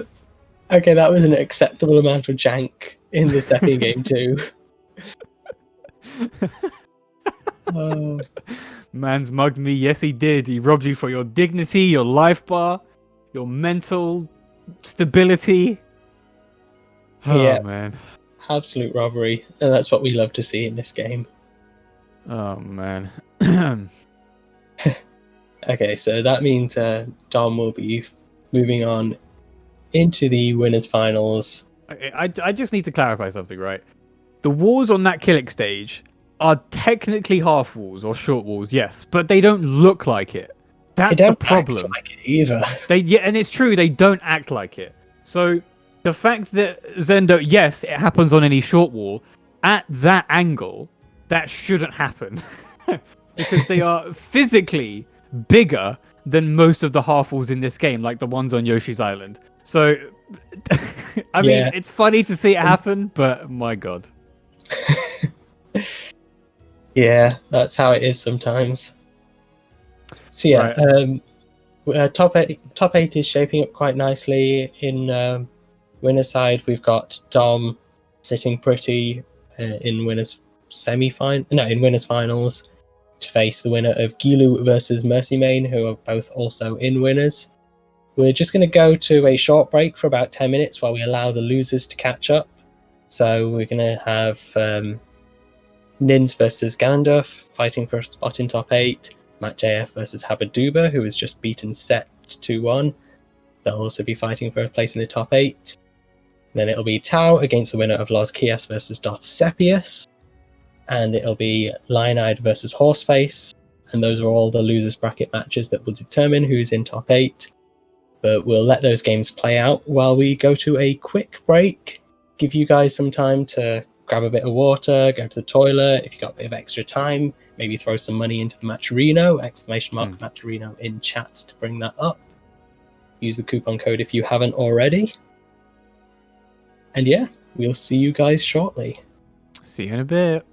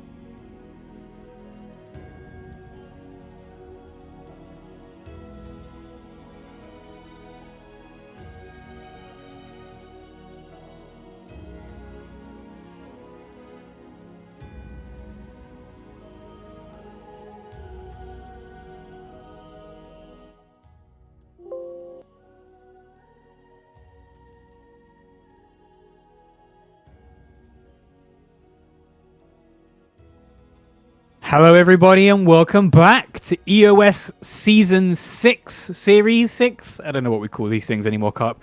My name is Danarai, joined by Holy Carp on commentary. This is being hosted on Soulcalibur Italia's channel. Make sure you hit !Discord to get access to their Discord server. If you are Italian, you can go speak Italian. If you don't speak Italian, they have an international chat there where you can talk about everything Soulcalibur. And of course, we do have a Matcherino, !Matcherino. Hit them with that code EOS63 to add a free 50 cents to the prize pool, which I believe we are at almost $40. We're at $36.69. Nice. Yeah, keep putting money into that prize pool. If you're not already following Soulcalibur Italia on Twitch as well, just hit that follow button as well. Lots of these tournaments are hosted by Soulcalibur Italia. We do this on a bit of a rotation between the different communities and between the OFC reps as well. So if you're enjoying what you're seeing, make sure you do follow the channels of whichever tournament you're watching. Hell yeah. So let's get back into this tournament. So who we got up next? Looks like we're going to be seeing MercyMain versus was it Guilu? No, sorry. Guilu lost. Yeah, Guilu lost to MercyMain 2-0, so Guilu's now sitting in that losers bracket.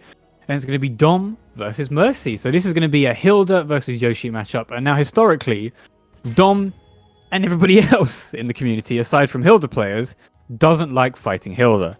A lot of the charge mechanics that she has in her repertoire are really awkward to fight against, because you know, if something is minus on block or minus on hit, you somewhat expect to take your turn, with the exception of GI. But with Hilda, she can let loose with those charge mechanics at any time, as long as she's held it down for a couple of seconds, which makes it really, really unpredictable. I think Dom's game plan here is going to have to just chase MercyMain down. Just try his best to not mash into the charge mechanics, knock down a lot so that she doesn't have a lot of opportunity to use them, and just stay on her ass. But you know, as long as MercyMain uses that superior backstep that Hilda has with the range of the spear and the good frame data that she has on her horizontals with the sword, I don't know, it might be quite tough for him. Yeah, I could see Dom really struggling in this matchup, because Dom's someone who just loves to keep making reads. Like, even when it's not his turn, he wants to steal the turn back, guess what you're going to do, and counter it. But Hilda's so good at, that move right there, those mid-horizontals from the sword, and that, another one. Like, Hilda's so good at just making you not play the game. Respect her frames, let her do what she wants to do. So I can see that really frustrating Dom, because he's not a player who usually does that. That was very, very smart by Dom. Goes for the rainbow drop. Even on break, it's +6 for Dom. And then immediately, Mercy tries to backstep. But at +6, even that superior backstep won't be able to get out of Door Knocker. So Dom, capitalizing on the frame advantage that he has, hits with the full string, and then manages to take the first round off of MercyMain. But look at this damage, Carp. This is 3 seconds into Soul Charge with all of this mix-up potential. Dom is now dead. Wow. Yeah, Mercy just hit Dom 4 times. Literally just 4 times. That was like seeing an Astaroth round. That's insane. Oh boy. And there's a wake-up grab. Good break. So yeah, as predicted, Dom is going to try and speedrun this, press as many buttons as possible, because while Yoshi doesn't have amazing frames on hit or even on block, he does have an I-10, he does have a really good mix-up game, and if he's able to capitalize on it and make Mercy guess incorrectly, it's going to be all him. Yeah, but Mercy now has both Spear and Sword Regalia, but might not need them. Oh, that was such a bad situation for MercyMain that Dom dropped into the reversal edge, but of course, 2-2B plus K, such a great move for Hilda. One of the most used moves of her kit, because it's a sidestep, it tech crouches, it's plus on block, and it's a break attack. Very good use of it there, beating the reversal edge. Good block, gets the lethal hit for the punish. Dom trying to do things on wake up. Thanks. Or trying to catch Mercy stepping, and he catches him pressing buttons instead. Gonna hit the wall, just about, and he gets the anime. Nicely done. 2 rounds apiece. Both these players sitting very high amounts of meter right now. No punish. Grab will work. Grab punish? Is it me? Is that me playing? Yeah, I feel called out. Stop shouting so loud. Okay, there's the splat, plus frames. There we go, Soul Charge versus Soul Charge. MercyMain's still running in. No fear about the Soul Charged Yoshimitsu. Because it's so dangerous, even for Hilda at the, even for Hilda's opponent at that range, because of the extension. It's only -12 as well. Okay, good grab from Dom. Good grab from Mercy though to close out the game. First game goes to MercyMain.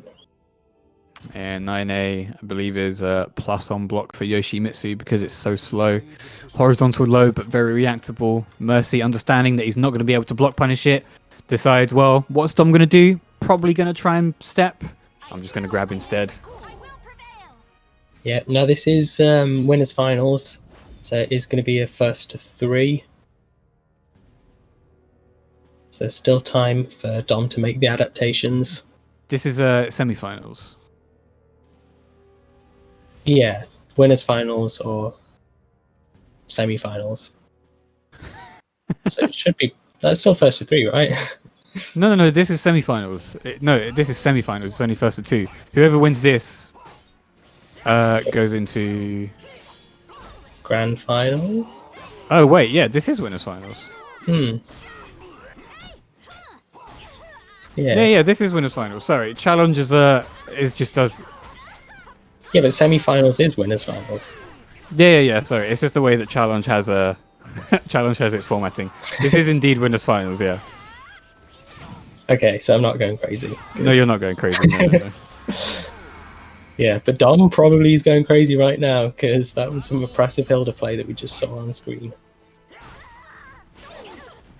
Bounce back with some mix-ups. Ooh, good option, going for shoulder barge under the 3AA. That's a nice T2B. He's not going to be able to get a ring out for this, though. Going to try his best to get the pressure, but there's the charge wall rising B into the wall splat. No! Completely robbed. Yeah, now it's Dom's turn to get the wall splat. Is this going to be a ring out? Not quite. What is happening? MercyMain air control forward into that combo, but it doesn't matter. The tech crouching mid horizontal takes it. Gotta respect Hilda. Okay, Dom is trying to now slow down the pace of the game. But no, okay, never mind. At the beginning, he was starting to slow it down. But then as soon as he got in, take those frames, man. Good GI. Yeah, can't step that mid horizontal break attack. Oh, God, that is so good. Into the extension. And you can't press a button there because it has an extension as well. Everyone and he's dead. No. Oh, no. Oh, no. Mercy, okay, interesting. Could have gone for 3KA, but instead decides to go for the 6-6K knockdown into the full crouch 3K. And now, unfortunately, for Dom, he is 2 games down. Welcome to the stage of history. Yeah, Dom's going to have to win 3 in a row if he wants to stay on winner's side and go into the grand finals.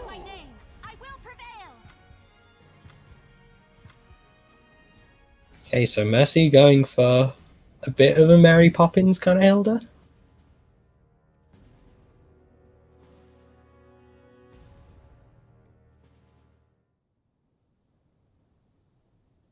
Right, let's see. What stage did we have? We got the No, Gilu. 9A is plus. It's not -6, okay? Yeah, 9A is plus on block, and Hilda's C6A is unblockable. Yeah, So exactly. It's not possible to block. See, exactly. See, Gilu gets it. +4. Thank you.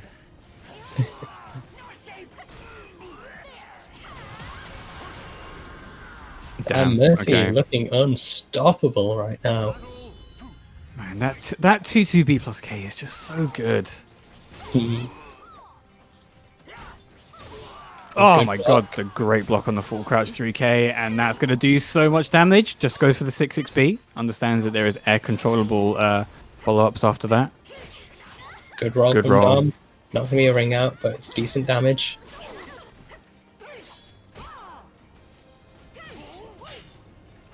Yeah, MercyMain just trying to reposition himself, get away from the edge. Yeah, Dom not trying to take that chance of stepping because, of course, if you step and you get caught by the non-hold version of 6-6A plus B, you get knocked down. And This is really rough for Dom at the moment. Right. Yeah, MercyMain's just getting right too often on these mix-ups, and then once Mercy has the momentum, he's really using it in snowballing. Okay, oh, too late for the punish. Yeah, that while rising charge B is minus 16 on block. Short block stun. Oh no, And this dead. is death. Yeah. Guaranteed CE after that grab. Yeah, MercyMain putting on one hell of a convincing show. 3 games to 0. So yes, apologies for the confusion from TOs and commentators. That was a winners final, so that was the first of 3. And now we will be going down to the loser side of the bracket, where we will stream every single game from losers round 7 onwards. If you would like to check the exclamation mark bracket, you'll be able to see exactly what we're talking about. Because I'm so used to seeing winners finals on like the on the bracket. When I see semifinals now, I just don't associate it with it.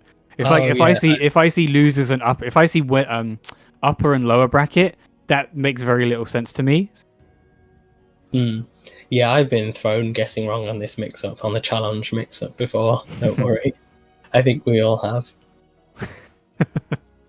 But yeah, so we can confirm that this means that MercyMain is sitting on winner's side of grand finals. And we'll be streaming the losers match to see who's going to go to losers finals and eventually join MercyMain in grand finals on losers side. So next up, we're going to be having Freemard versus Habaduba. Yeah, Habaduba was able to beat Ninx, who was showing a really strong performance previously, having sent Habaduba to losers in the first place. But Haba got the run back, beat Ninx 2-1, and now we'll be seeing how he fares against Freemard. And then the next match that we'll be seeing will be Guilu versus the winner of DarthSeppius versus Lyonide. That's another rematch as well. We already saw DarthSeppius versus Lyonide on stream, Lyonide being the person to send Seppius to losers bracket. So that's interesting. All of losers round 6 is just run back matches. So that's what we love to see, though, right? Mm-hmm. The storylines forming, the rivalries coming back to bite you in the arse. Yeah, and I feel like you're always in such a good position if you were the one who lost the previous time, because it's now on you to make the adaptations. You've got stuff to go off that they don't. So this is going to be an interesting fight to see. So generally accepted that Haohmaru doesn't work that well in close range as opposed to characters like Yoshimitsu. So if Freemard is able to close that gap and not be afraid of taking that close range game, range 0, range 1, for example, he may be able to come out on top. But of course, that backstep from Haohmaru and how oppressive Haba can be with it is really, really scary to deal with. And of course, jumping over 90% of movesets with 8A plus B and 4-4K is also really scary. Yep, definitely. And that backstep of Haohmaru is ridiculous in this matchup. Like, Hao is the only character who can backstep, like, after blocking a 6A plus B at point blank. Oh no, you don't get up there. Yeah, he'll block a 6A plus B point blank range and still step flee 6A, backstep it, sorry. Mm-hmm. Oh, yeah. But Freemard doing a little teabag as well. Very nice. That's what we love to see. Who doesn't commit to the full string on BBB? That's +0. Haba trying to catch someone stepping. Oh, great step into Poison Breath, into the 3AA counter hit conversion, get that bar. God, yeah, I think if there's one move that he's going to have to press a lot of if he thinks that Haba's going to backstep, it's full crouch 3K. That leg is so deceiving. It's a... Oh! Yeah. Oh, this is going to kill, though. Yes, yeah. It will. That is pretty much a lose-lose situation. If he was to A plus G hold, he would have been able to get 6-6B into DP ring out. 4A plus G hold, of course, he got the Rage Super, the WFT, as we call it from Sam's show. Weapon flipping technique. It's very, very dangerous.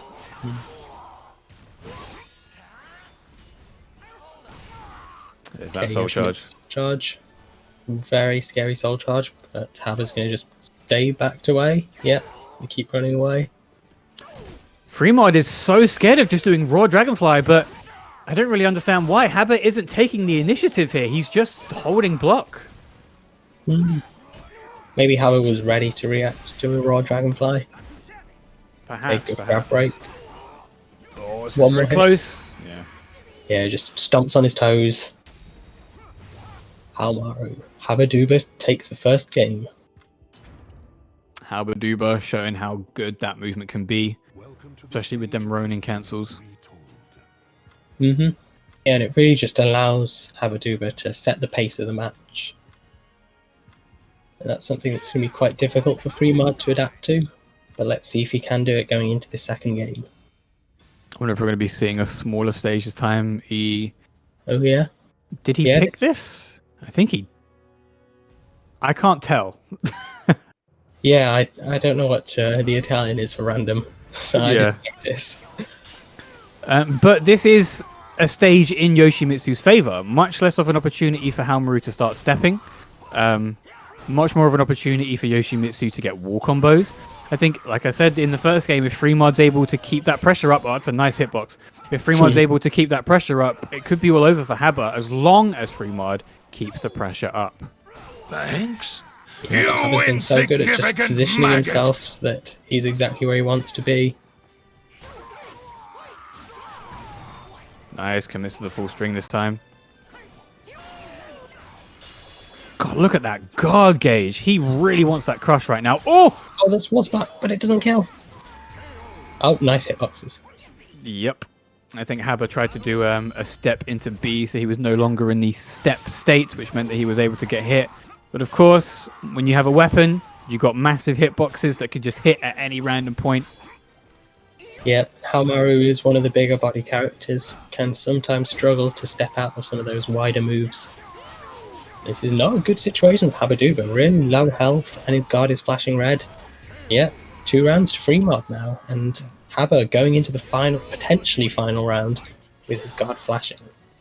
You can see that even though Haba does have some room to backstep, when he's putting himself in a bad position by backstepping because he's getting ever closer to that wall, he has to start pressing forward momentum buttons to get out of it. And there we go. That's what you got to do. Oh, the tech crouch on the A+B, almost managing to get Freemard out of that pressure. But unfortunately for Freemard, he's just guessing wrong all the time with these B6s. My God. Or is that B4? I can't remember. Yeah, same. But B4, then the I heavy think it is, slash actually. at the end. Haba just going all out with the heavy slashes, just bonking Freemard to death. Here we go. Here comes the mix. Oh, but that's 1B. Very, very linear. Okay. Haba finally spending some of his meter. People forget about that string every single time, and that's a good conversion. GI that Freemard? No. Okay. Pro tip. Learn to GI Haomaru's tornadoes. It's much better than blocking. Yeah, there's so much chip damage if you just block them.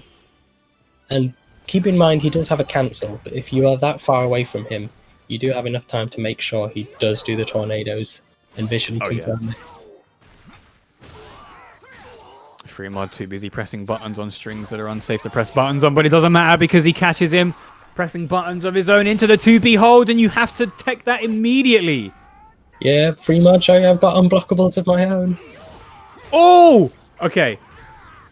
That was risky as hell, because generally what you want to do is not press a single button aside from holding G when Haomaru goes into Rage Explosion, because the second you step, that I-14 Isen is going to destroy you. But Freemard, no fear at all, 2-2Ks, manages to hard read whatever Haba was doing into the counter hit conversion with 3 AA. Very nicely done by Freemard, although I would not recommend that kind of risk taking in the future. Yeah, these are professionals you're watching here. Please do not try this at home. Exactly, yeah. Oh man. Very, very impressive, don't get me wrong. We can put that on Twitter later, but generally not advised. Yeah. So one thing to bear in mind is that the Isen does do less damage as his soul charge goes on. So one thing a lot of people will do is just freeze up at the start of it, and then once he's been in soul charge for a while, that's when you can take a few more risks, because it's not going to do as much damage. It's true, Freemard yeah. just doesn't care. Freemard just no fear going into this first round of this next game, just pressing the buttons. You thought You Haba know, was going to yeah, stay really still there. Hmm. Absolutely not. Oh, he could have got the Trooper roll tech crouch into the break attack, but unfortunately he cancelled it. He wanted to be a bit more tricky. Good whiff punish. Mm-hmm. I'm not seeing a single step on any of these Yoshimitsu while rising A's. Can step the follow-up Brave Edge, but maybe You can. Hamaru being one of the fatter characters, it might not be that easy. It is pretty difficult to identify as well. It is a very fast move, yeah. And some characters have to step it a certain direction. So you don't really have time to, if you're not ready, step the right way. Oh, doesn't guess right. He gets a free AA from this. Nicely done. Oh my god! Haba thought he was going to get the hard read there, but that anime was just way too quick. Although I think it might not have even parried because it's technically a body attack, isn't it? I'm not entirely sure. That's a good point. Is Slide AB a body attack? Let us know in the comments below. Yeah, I know I've asked this same question before because I was talking about it in an AGI, but yeah, I can't remember. Good interrupt, but no anime this time, and Haba has got an incredible life lead with a bar lead, and he just presses B plus K. Ugh. Yeah, second So time good. that's worked out. Freemard not respecting the Oki when he needs to. Oh, wow, the jump over. Okay. That was Oh, that dope. would have been so stylish if it worked. Freemar's going to take him closer to the edge. 6-6A plus B for days. Oh, you are right, Gilu. It does clash, so it's probably a weapon attack here. Okay, Hamaru's on charge. Good step from Freemard. That's a good time to cancel that. It is actually safe if you cancel it early enough. Doesn't get the proper whiff punish, but nicely done with the wall rising B. Okay, Habaduba now with 2 bars a meter. Should probably spend the first one soon so that he can rage explode without dying on Yeah. 4 meter. All goes into the Dragonfly extension. Good step, 2-2B. And then we're going to go into CE here. Going to go max damage. I respect it. To be honest, Muffin, if you stand there and get mixed by a low, you're in much less danger of dying from Isen and the unblockable grab if you just react to it. It's really not that dangerous. Oh, is he out? No, he doesn't get the anime. no. Okay, here's the rage explosion. Stand still, Freemard. Don't do Yeah. it! There we go. Yep, reacting to the grab, and see you later, Habaduba. Let's go. Yeah, good Oh, counterplay give him the from forgive me. Freemard. Because Freemard in that previous game was so reckless, he kind of had the mental advantage in this game. Because he'd like conditioned Haba to expect the unexpected, even in rage mode. Yeah. So, Can we just appreciate that Freemard has knocked out Habaduba from an EOS tournament? yeah, that This is is- pretty insane. I was not expecting that. I mean, look, to be fair, Yoshi is a top 5 character, undisputedly. But Habaduba is arguably a better player than Freemard. But right now, Freemard was just staying composed. The mistakes that he was making wasn't letting him get in his head. Just straight up playing the Yoshi game, taking advantage where he could, and did incredibly well to take it over Haba. So yeah, big congratulations to Freemard for knocking one of the strongest competitors in the EU scene out of an EOS tournament. And can we talk about how, because of that, we are now guaranteed to see at least 3... No, I think we're going to see 4 Yoshimitsu matches in a row. Because... Oh no, it depends on the outcome of Gilu versus DarthSeppius. Yeah, so if So- Gilu beats Seppi, it's 1, 2, 3 in losers, and then... Oh yeah, And that's then- just it. And then Grand Yeah. Finals, yeah. And then Grand Finals. So we have 3 Yoshimitsus in top 8 at least, and now if Gilu manages to beat Seppi, we'll have 3 Yoshis in our top 4. Yeah. Wow. Buff Yoshi. Yeah. Yeah, he's no longer Yoshwan. He's now Yoshimitsu. Yeah, right. Him back to Yoshwan. Yoshwan M12. Yeah. I wonder if that number plate's taken. Oh my god. I wonder. Yeah. I don't know what you're talking about, Gilu. I like stage pick. I think that's way more competitive than random stage select. No, don't let the Yoshimitsu players get stage pick. Don't let it happen. I don't want to fight on Geralt stage. Please no. I mean, Geralt stage and Maxi stage. Yeah. But hey, look, if you beat the Yoshimitsu in the first game, then they pick Yoshi's Island, and then you pick a stage that is favorable to you and not Yoshi, you technically have the advantage twice. Yeah, but then, like what stage do you even want against Yoshimitsu as well? Like, Probably desert or the cage, non-raft maybe, stage. the castle. Yeah. Oh yeah, or castle. Yeah, just a stage with lots of room to run away. To backstep, yeah, exactly. Yeah, just run away from your problems. If your problem's That's a full why crouch I played 3k. Yeah. Yeah.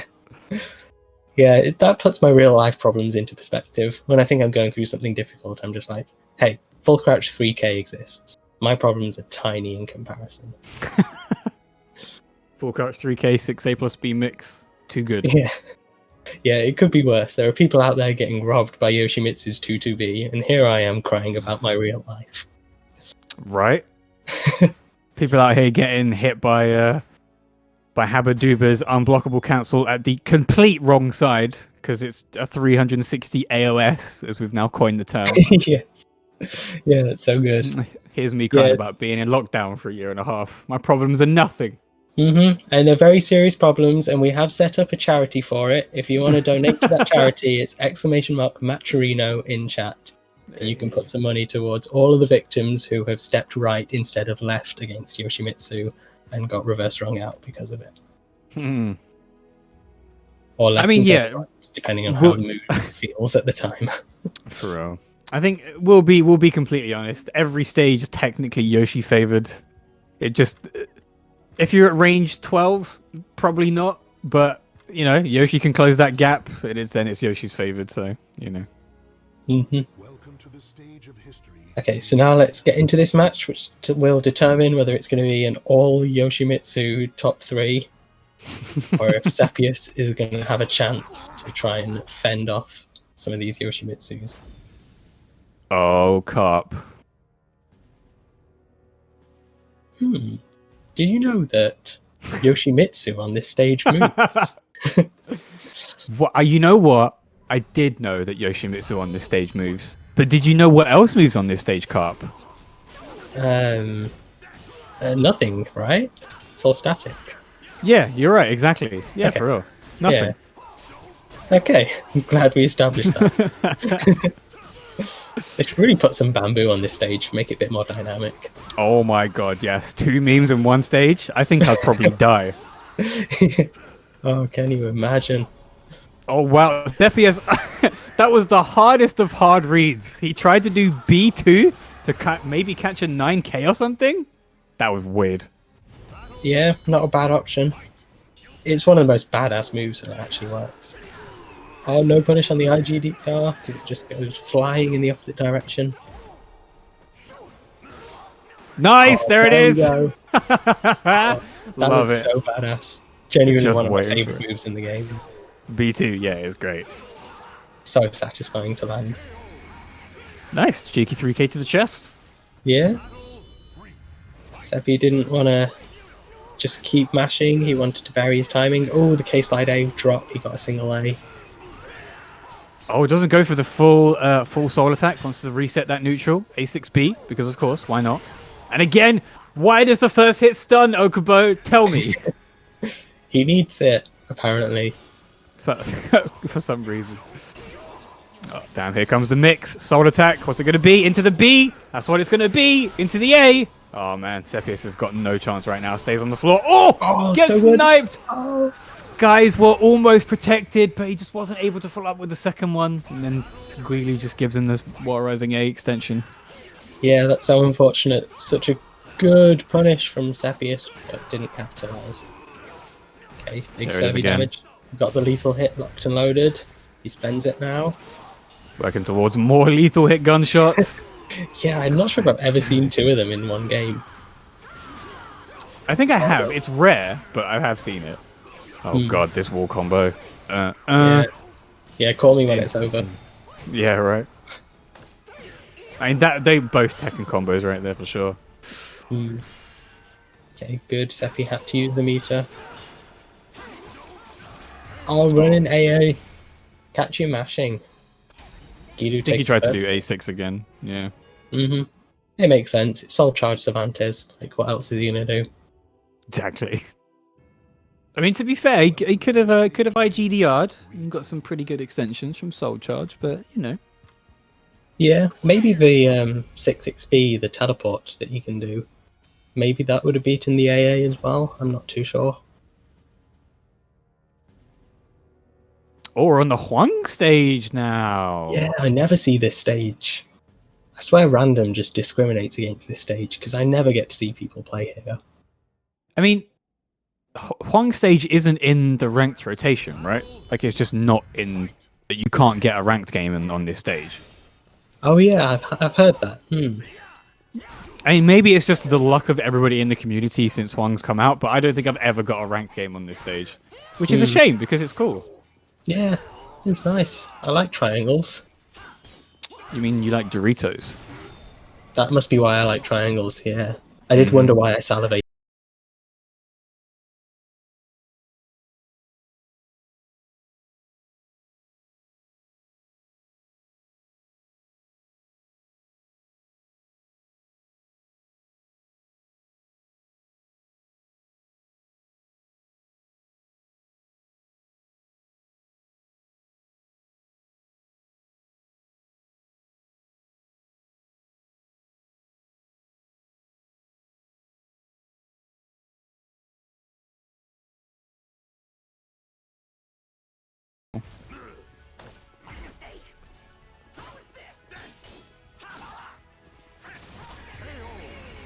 Okay, I think we are now back. Welcome back, everybody. Just in time to see Seppius while rising B, Guilu into the atmosphere. That's a good block punish. Oh, big damage from the Oki. Oh, nice punish on the While Rising A. Difficult move to punish. Oh, we could have got the A6B there, but it decides to go for, what is it, 6-6B instead. Interesting decision by Seppius, and he's just getting mixed right now. Yeah, Seppius is going to have to do something, because just one round away from Yoshimitsu of Guilu knocking him out this tournament. Okay. Pretty okay whiff punish. Oh, get caught pressing buttons to A plus B is a lethal hit for some reason. Yeah, lethal hits if you try and use a light attack at the same time. How is this? Good 2A. Seppius trying to play a much more compact game right now. While rising B to while rising B, because of course. Yeah. Someone spend your meter. Okay, Guilu needs to spend his meter as well. Oh no, block on the full crouch 3K. It's now mix-up time for Guilu. Yeah, Guilu might not even need his meter if Seppi guesses wrong. What's the final mix-up going to be? Oh, he tried to go for a seppuku. Cheeky. Saw the flames coming out. Goes in Soul Charge. One hit from either of these characters could do it, and it's the hit from the Cervantes of DarthSeppius. Going into the final round with that 6-6B. Very expensive round for Seppius. Oh, whoa, that was anime. If there's one way to counter an anime move, it's with anime. Just teleport behind the opponent and back grab them. Nothing personal, kid. Oh, there it is again. 2A plus B. Now that was personal, though. Oh that my was God, very so personal. savage. Oh god, look at Yoshimitsu's guard gauge as well. This is so unhealthy for Guilu right now. Oh, I think K into the unblockable. I think Seppi's kind of okay to let this happen because I think if one guard crush comes out, that's a good 2-2A counter hit. He's going to be able to follow it up though. He's playing such a close neutral game, but a 6BB to follow up the block on 5AA. Very nicely done. We are now at 1 game apiece between Seppius and Guilu. Yeah, everything to play for now. This next game is the decider. But that was quite a good stage for Cervantes. If we get a smaller stage... Oh, okay, it's the other meme stage. Oh, hey, Carp, did you know the walls on this stage are hands? Wait, what? I bet there are some people in chat who genuinely didn't notice that they look like hands. Like that. I mean, but that's the only thing special about the walls, though. Nothing else. Yeah, I think that's about it. Like, I would have heard it at least 50 times already if there was something else special. Yeah, absolutely nothing else special about this stage that's unique to this stage and this stage alone. Only that the walls look like hands. Yeah, so if anyone has a bingo card expecting to hear something on this stage, they'll be disappointed. Oh, Seppius was so close to being able to whiff punish that there, just wasn't confident that the RE was going to whiff, though. Yeah, Good Twitch duck. Nice Twitch duck. Man, this is neutral right now. This is proper neutral. No block punish on 2-2-A. It's like minus 18. Seppius could have got something much better than he did. But it doesn't matter because he manages to get the round anyway. Oh, okay. Oh, side grab. Decent damage.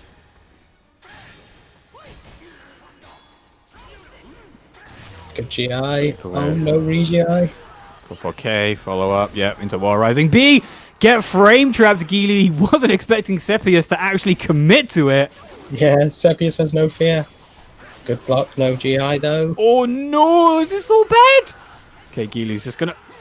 Oh, no whiff punish because that's got such such little recovery, sorry.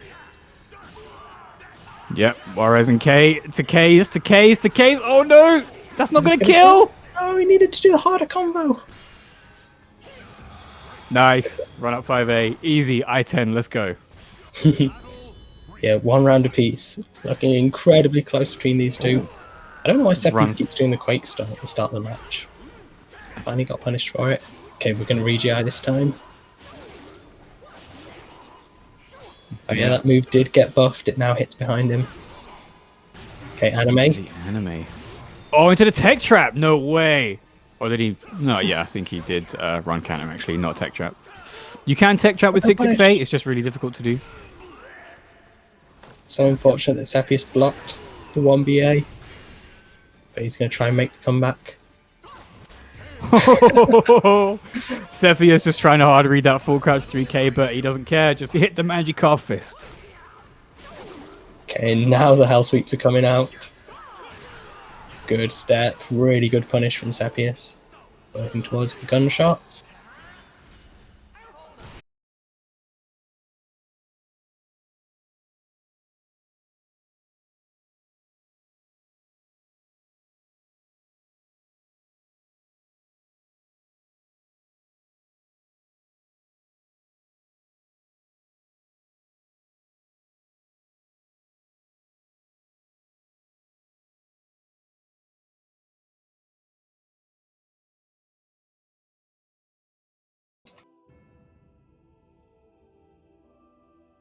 Okay, I think we are once again back. Welcome back, everybody.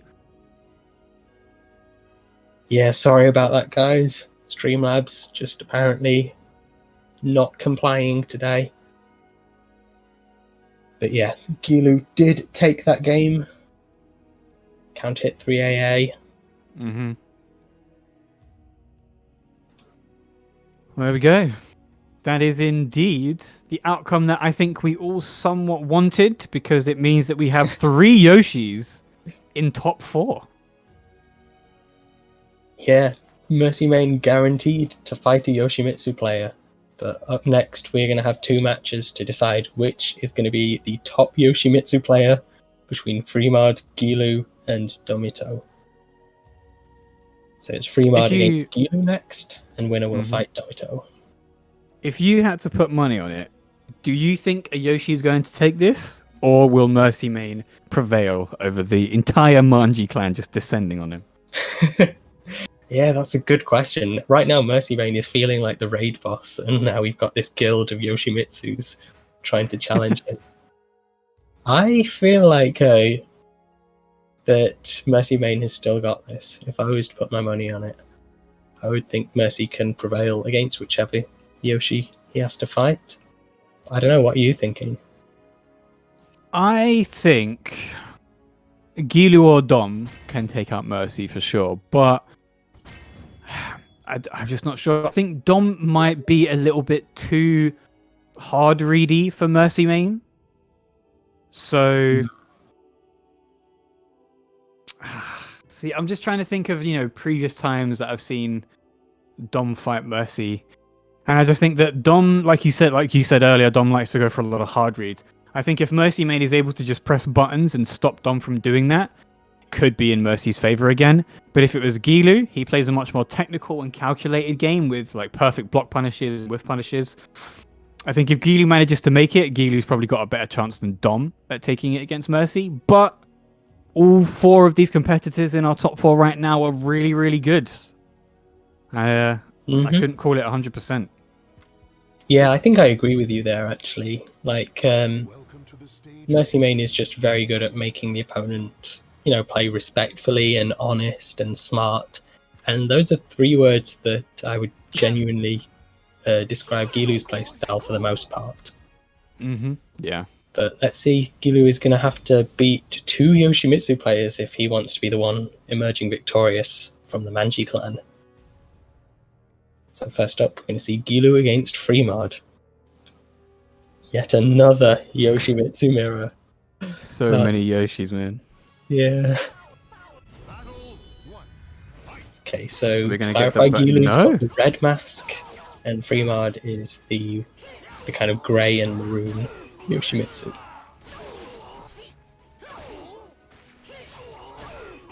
Now the Twitch duck into 6A plus B.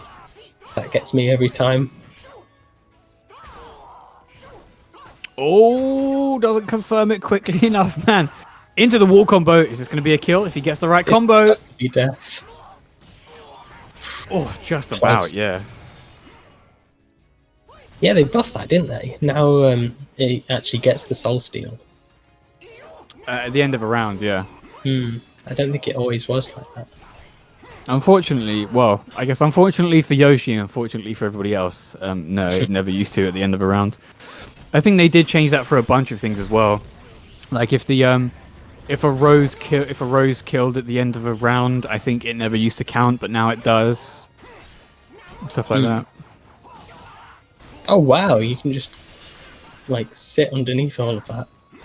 I've never seen that interaction before. Is Guilu gonna spend the meter? It has been sat on 2 bars for a while now. Oh, gets hit out of the meter though. BB into A. Nice, full crouch 3A. Is this going to kill? It's going to do a fair bit of damage, but not enough to kill. Nice block on the 1K and a great block punish. Yeah, very clutch from Freemard. Taking his first round. Okay. Yeah, going for the flash. Nice. Sonic boom him. Oh, the hard read. Is this going to be an out? No, it isn't because it doesn't have enough bar to hit the 4A plus B. Yo, where has this Freemard been? Seriously, these reads are incredible. Yeah, but doesn't kill from it. I might actually try to do carved fists in neutral. What a mad lad. Love to see it. Oh, he tried to RI, but didn't have the meter. Oh, and he whiffs the B. That was a perfect opportunity. Nice punish from Guilu. Oh, yeah, it's not -10. One more hit from either of these. Oh, and he backsteps the backstep killer. Freemard was in such a good position for the entire round, but he just wasn't able to close it out. Yeah, after Freemard got robbed so many times by Dom, this must feel bad, like having the comeback from Guilu in that round. Oh.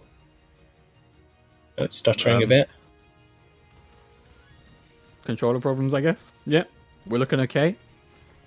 All right. Yeah. The respectful Manji stare down. Yeah, getting back here we into go. it.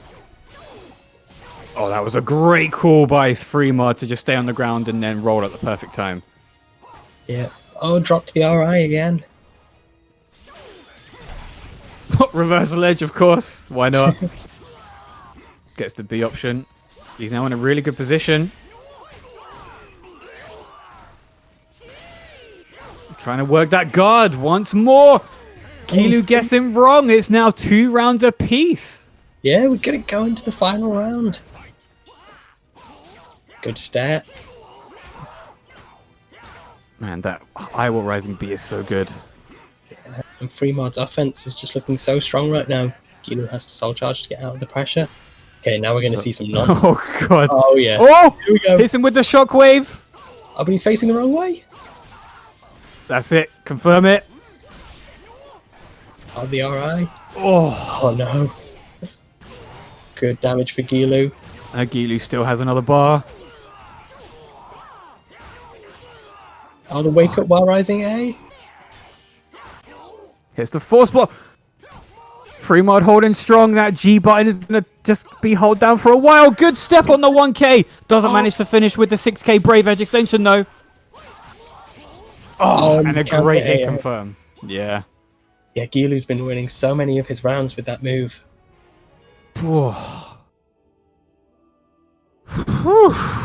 Yeah, I need a moment to recover from that. That was way too close for comfort. I didn't even check the chat between them two. Did you think you had seen the last of me? Freemard, stop swearing. God, stop being mean.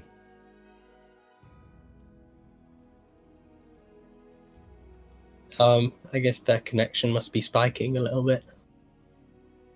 You told me you were Belgian. Oh, probably because of, yeah, the connection. Whew. So, just a bit of background on why I said, where has Freemard been? Because traditionally, Freemard hasn't performed as well as either Dom or Guilu. People know Guilu and Dom as kind of the main European Yoshis, and Freemard usually uttered second. But at the moment, I think he's really been putting in the time.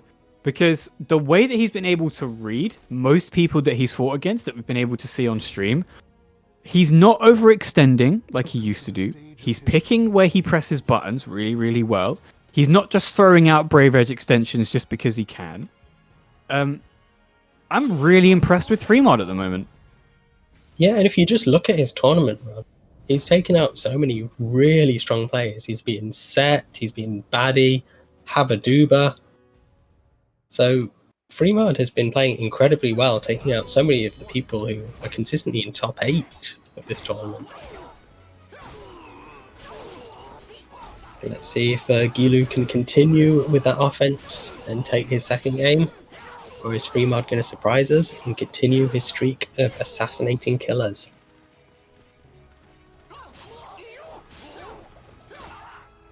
Okay, well, Rising A doesn't have enough bar for the extension, but it doesn't matter because Guilu's just going to keep pressing buttons. Caught with the backstep. Oh, they both tried to do it at the same time, but Guilu's just manages to edge it out. Okay, who's going to win? Are they going to do the same thing again?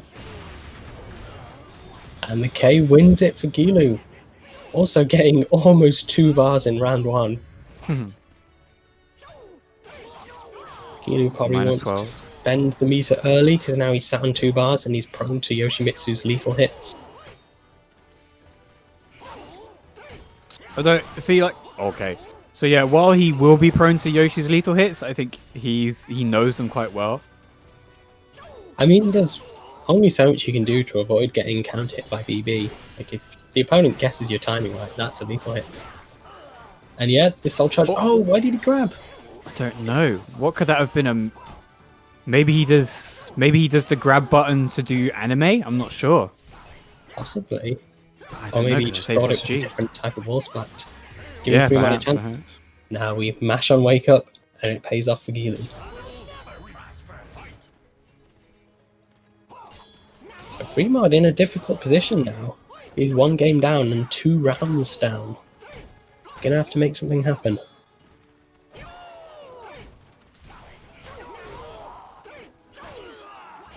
Oh, good 2-2B. Freemard's going to have to make a drastic comeback here. Goes for 6k, doesn't want to confirm it though. And of course that's minus 16, so he gets 6k Brave Edged back. Good jump from Guilu. Yeah, Oh, is this going to kill? End up dead, yeah. Yeah. Guilu staying just so much more composed than Freemard at the moment. It was just unfortunate that we weren't able to see a second close game. Yeah, I suppose the connection between them probably didn't help things as well. Like, Freemard probably a little bit annoyed as well. But Guilu beats his first Yoshimitsu opponent, and his reward is he gets to fight yet another Yoshimitsu. So, I think, losers finals. It's going to be Guilu against Yoshimitsu in a 1-3. Freemard. Yoshimitsu, Guilu versus Domitto. Yoshi versus Yoshi. That's basically what you need to say. Yeah. I've just seen so much Yoshi that I can't keep up anymore. You see there, Freemard being very, very wholesome to his manji brother. Beat Mercy, take my energy. But first, of course, Guilu has to get through his companion in the Manji clan, Domitto. Yeah, usually companions, but right now they're going to be Yoshimitsu rivals. As only one of them can progress through to face MercyMain in the grand finals. So what are you expecting to see from this matchup? Because we've seen them play a few times before, but it's always hard to call. Dom's going to go crazy. Guilu's going to be controlled. We're going to see multiple soul charges. And Dom's going to seppuku Guilu. We're going to see it happen once.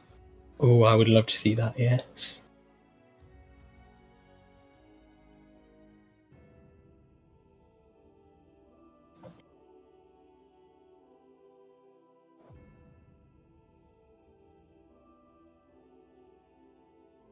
One minute until Guilu is back. Oh, he's back. All right, sweet. All right, let's jump into this. Welcome to the stage of history. So as if we hadn't already seen enough Yoshimitsu mirrors, we still have just one more for you guys. Yeah, this is the last one that we'll be able to see, because unfortunately MercyMain sitting in that grand final position means that he is going to ruin the streak of Yoshi mirrors. How could you? These Italians, yeah, man. Just I swear. I mean, it is hosted by Soulcalibur Italia today, so I guess Mercy has the advantage of home turf. Battle 1. Fight.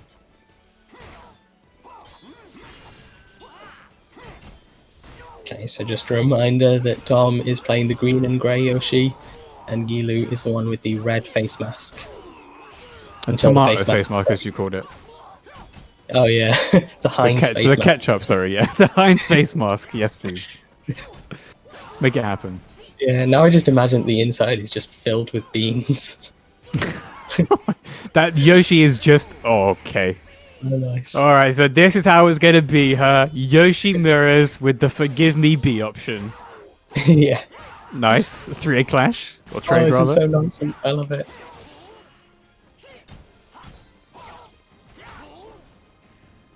Goes into the 1B. Cancel.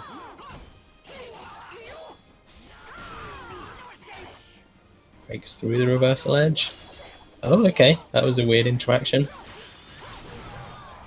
Yeah, Yoshimitsu is one of the only characters that can stuff that on starters transition because A plus B is pretty quick. Yeah, Guilu with the anime. Sweet Man's foot. So long range! Oh, and he gets the tech! But you are still plus as Yoshimitsu even if you get your 3BB teched. Oh, nice punish on the 2-2A. Guilu playing a risky game, sitting on 2 bars a meter against another Yoshimitsu. Okay, there we go, spend the bar meter. He's going to need it to make this comeback.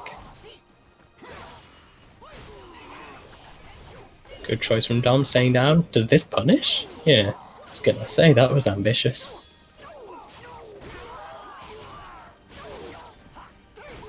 Okay, Guilu's still sitting on a bar at the moment. Nice break, but of course he is +6. Oh, he wants that door knocker. He wants to see if anybody's home. Good whiff punish by the BB. Oh, too ambitious going for that lethal hit move. Gilu doesn't get to spend that barometer. Losing very quickly to Dom. 3 rounds to none. So we didn't get any Thanks. didn't get any You Seppuku, insignificant but- maggot. Dom kind of going off at the moment, like being a lot more creative than Gilu is. Which is probably a good way to fight against Gilu, because he is a very sensible player, and whatever situation you put him in, he knows what his sensible option is.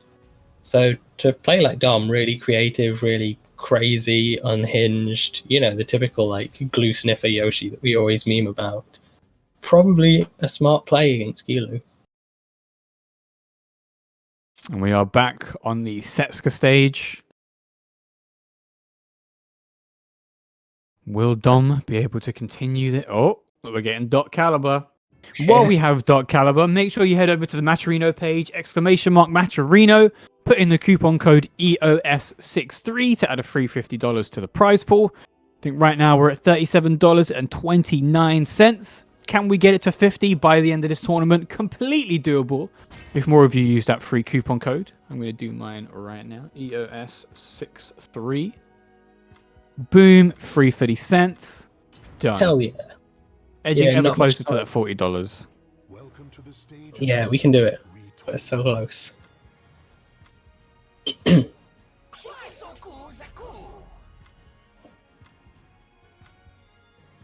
Okay, are we going to jump back into Setsuka stage?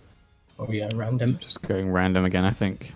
Fair enough. And we get the Huang stage. So, like we were saying before, traditionally a bigger stage is less favorable for Yoshi because he has to try and catch you.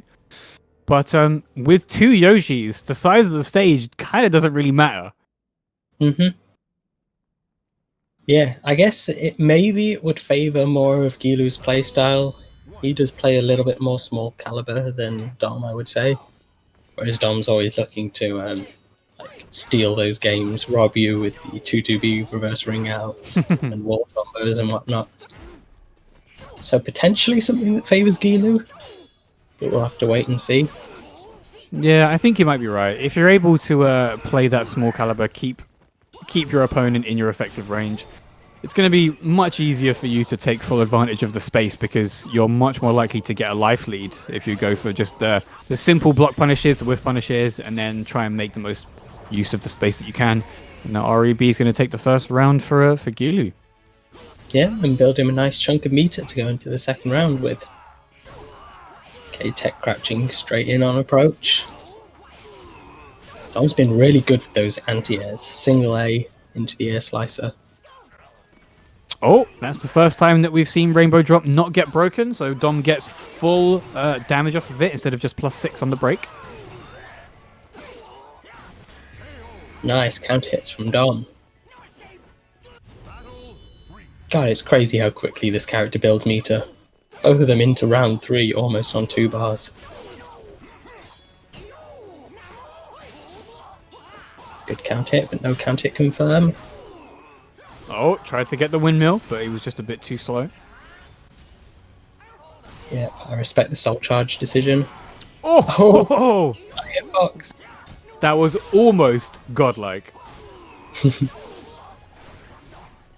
Yeah, stay down when he's in salt charge. But it doesn't matter, because when you get up, it's going to be 3B, 3B, 3B.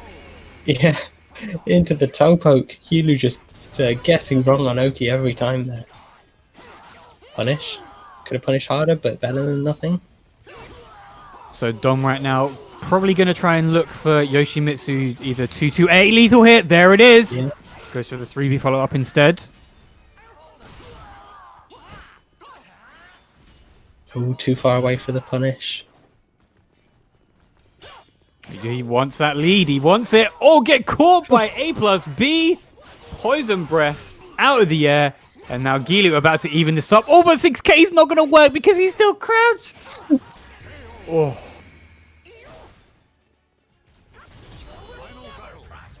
Okay, final round once again. Good punish on the BBB.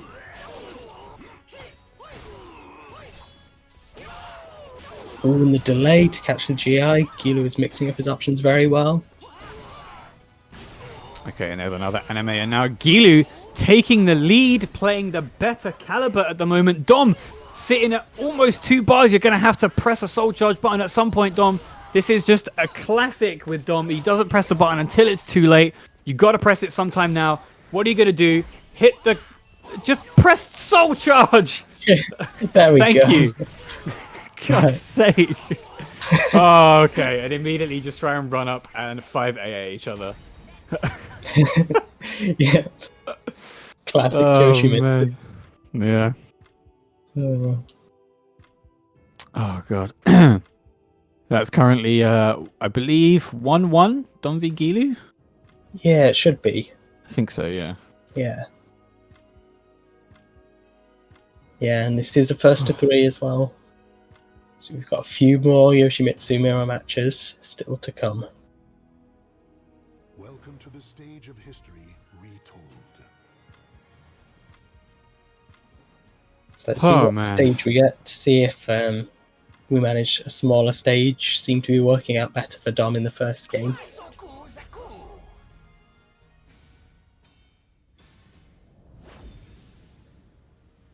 Ah, yes. I feel like we've seen this stage before.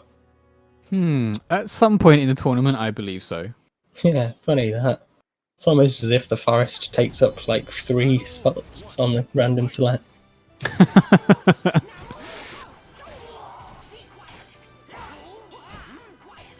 Oh, misses the combo. And again, Yoshimitsu flee A plus B. Oh, this is going to be big. Oh, didn't get the angle that Gilu wanted.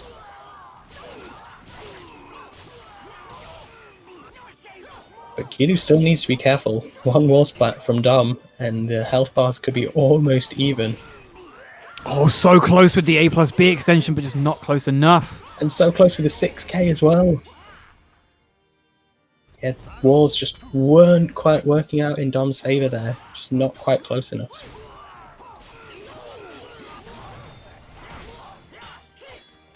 Dom's really good with that flash.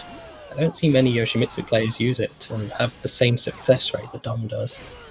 It does seem to be the more creative Yoshis that like to use Flash more. I genuinely think Gilu doesn't like Flash, but in certain situations, it's really, really useful. Yeah, keeps the opponent guessing if you show them that you're willing to just throw it out in situations where you know it's an option.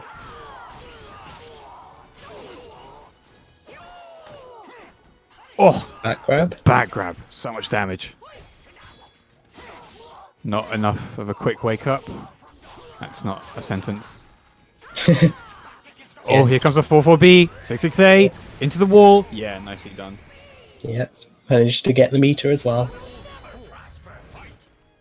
Okay, Gilu now on 2 bars. Gonna have to be careful not to get lethal hit.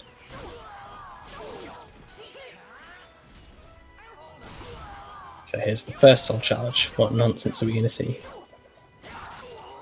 An interrupt. Nice. Mm.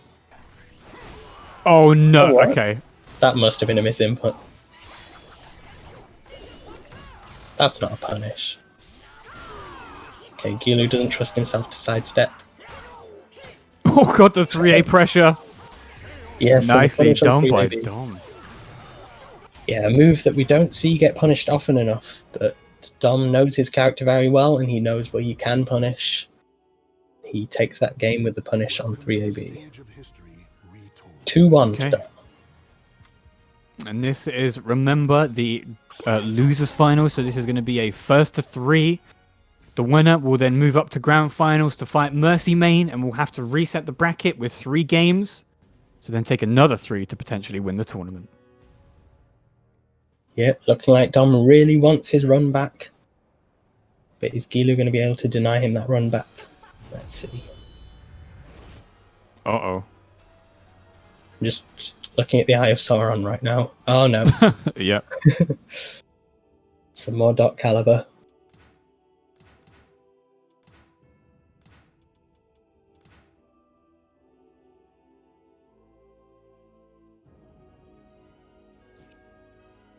Yeah, ignore the thing I said about wanting Edgemaster and Patroclus back. Like, the one thing I actually want back is just a working lobby system. That's my priority, I think. I mean, at least our lobbies are better than Tekken. In that, Yeah, you know, but you can that's just jump straight back into a game, invite people a lot easier, set yourself to away, XYZ. Tekken's only now just getting an away feature, I think. Oh, really? Yeah. Yeah.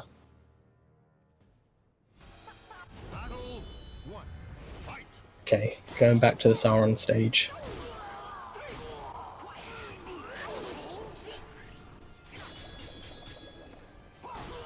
Okay, the last few of that. Okay, that's interesting. I wasn't sure why the last few hits of the windmill whiffed, unless he cancelled it and I just wasn't aware.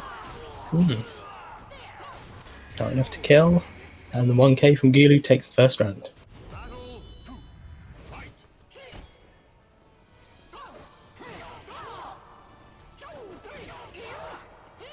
Good whiff punishment from Gilu. Oh, Gilu just did the spin. He was like, I don't want this perfect. I'm going to take a little bit of my health away. That's like the ultimate Chad move, right? Yeah.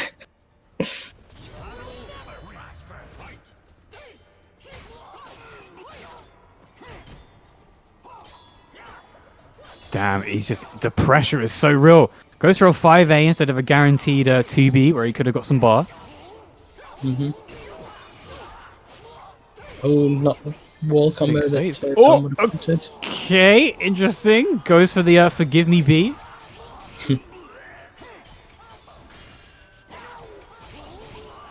All of the AA Brave Edges.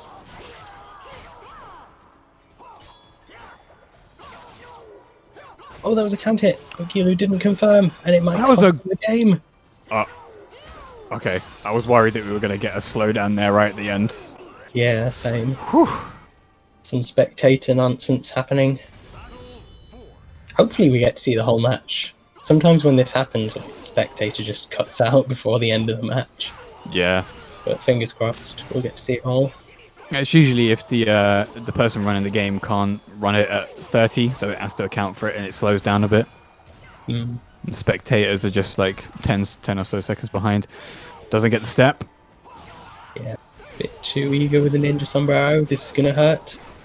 Imagine guessing wrong on There's the Soulcalibur B. too. Oh, so much damage. Oh, whiffs the full crest 3k, but no quick whiff punish. Just to let it go. Not much you can do from that. One more mix-up from both of these players. Gilu takes it with a jump K. And now we're at 2-2. Yeah, winner This is- takes all. Final game between Dom and Gilu. Who will be the superior Yoshi between Dom and Gilu? Yeah, Gilu with the advantage because he's had a little bit of time to warm up on Freemard. But Dom really wants that run back in Grand Finals against MercyMain.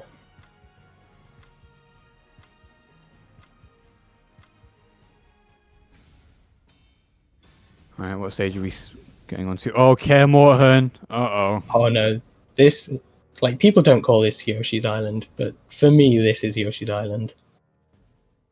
I mean, it's Yoshi's Island 2, right? Yeah, It's a lot more square than Yoshi's Island, which is more of a rectangle. But this stage also has some of the jankiest walls in the game. yeah, and it's just the smallest stage overall. It is tiny. You get hit from anywhere with a Brave Edge, and then you're out of the ring. Punish. Okay. Is that a wall splat? Yep. Is it a ring out? Nah, Not not quite. enough. Goes for the dig punch after 6-6A counter hit. Yeah. Okay. Probably thought he might be able to get a counter hit from the mash. Gilu trying his hardest here. Not going to be a wall splat. This is all in Dom's favor right now. And of course, because we don't have floats like in Tekken, you are unfortunately not able to get anything from hitting somebody out of the air. Okay, the timer's running out now. Gilu's gonna have to do something. Nice. Runs into an AA. At least Gilu does now have the meter advantage to try and take this next round and even out the rounds. Spends it early. Okay. Oh, no block punish. Yeah. Dom is just holding strong right now. Catches him with the 6A plus B, even though it was side turned. It's a pretty good hitbox. And now Dom's got a lot of advantage. 6A plus B into the backflip. Very, very cool to see, but not that effective. Takes a plus strength from the 2A. Going to keep pressuring him to the edge. Gets the 6A, AAA plus B into the Dragonfly K. Damn, Yeah. very nicely done. Double Dragonfly K. Now Gilu has to be careful. Got two more. Oh Oh, no! Doesn't even get to spend the meter. Just out of the That- ring before the game can even begin. Straight up, just 4-4K. Oh my god. Probably the fastest round ever, yeah. Yeah. Oh, and Tom saying love you in chat. I mean, he did just completely screw him, so may as well say love you afterwards. Can somebody please translate what Gilu said? Probably something to do with a naughty word. Oh, man. Dom getting so excited that he just left the lobby. Not remembering that he has to stay in the lobby because he's now fighting MercyMain. Oh, did he Freemard? Oh, well, he also plays Yoshi, so we can't complain. Oh, shoot him out. Yeah. Yeah, that's such a good French swear word. Like, they can just take any noun and then just add de merde. Like, I hear, like, when I'm playing French people offline, they'll just be like, Ivy de merde!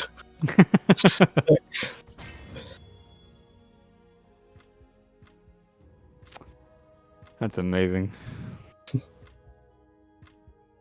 Yeah, that's a good point. How does de merde, like, literally the French for shit, not get censored? Yeah, true. You say the word ready for some reason. Oh, you said it after Dom got kicked the second time. Right, gotcha. Fair enough. Right, grand final. Yeah. Let's do So this. hello gets censored, ready gets censored. But if you speak in a different language, it doesn't understand it, so there's no censoring. Yeah, that's the trick. Alright, so here we go. Mercy versus Dom. Grand finals. Will Dom be able to reset the bracket, take it 3 games over Mercy to being with a chance of winning? Or will Mercy just take it 3 games straight? Let's see. Yeah, when we saw this for the first time, MercyMain took a very commanding 3-0. So Dom's going to have to find something different to do. I mean, I guess this works, just smother him with Oki pressure. Good Great step. into- Oh, doesn't get the follow-up though. Didn't think that he would get the 6A plus B on hit. Wasn't confident enough in the whiff punish. Out on the 3KA, I-14 poke.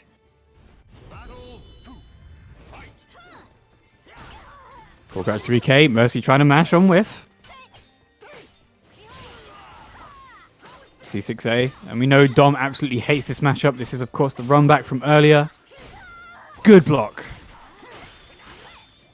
Just hold that reversal edge down. Great step. Doesn't get the 4A plus B. Instead tries to go for the stance mix-ups instead. Good damage from that mid-horizontal. Oh, is this going to be a ring out? Oh, yes, it is. Yeah. Good thing they nerfed that, right? Yeah, exactly. His RO has been nerfed, everyone. Stop complaining. Yeah, nothing to see here. Don't clip it and send it to your friends. All Also, is good. Cup, did you know that the walls on this stage don't move, but you can cut down the bamboo in the background?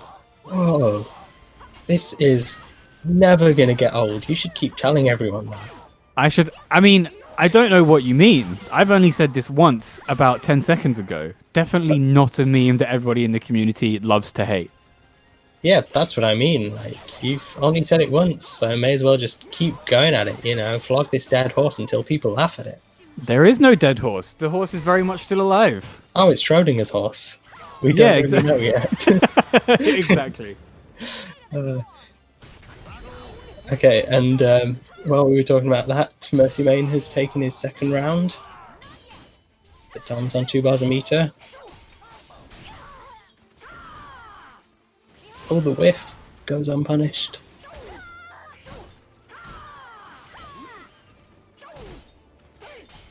Oh, Dom is pressuring. That's a good alright. That's a good Regi and another Regi. Oh, I thought we were playing Soulcalibur 2 for a second. Yeah, it makes me feel nostalgic seeing these GI wars. Can you... Oh, is this going to be You a kill for Dom? Is he going to be able to even insignificant this up if he gets animate? Or it doesn't matter, he's going to go for the While Rising A. Can you remind me what the point of break attacks were in previous games if they didn't beat GIs? Yeah, they looked pretty cool.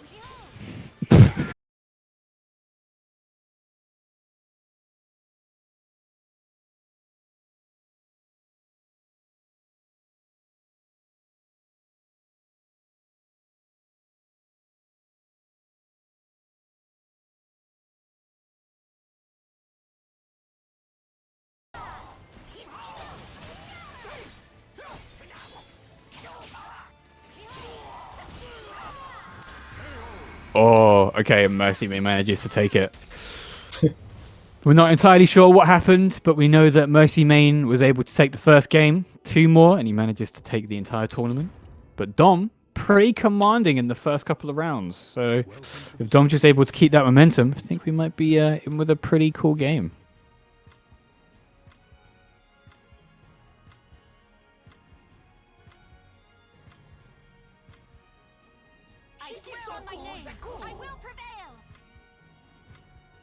Okay, so where are we gonna go next?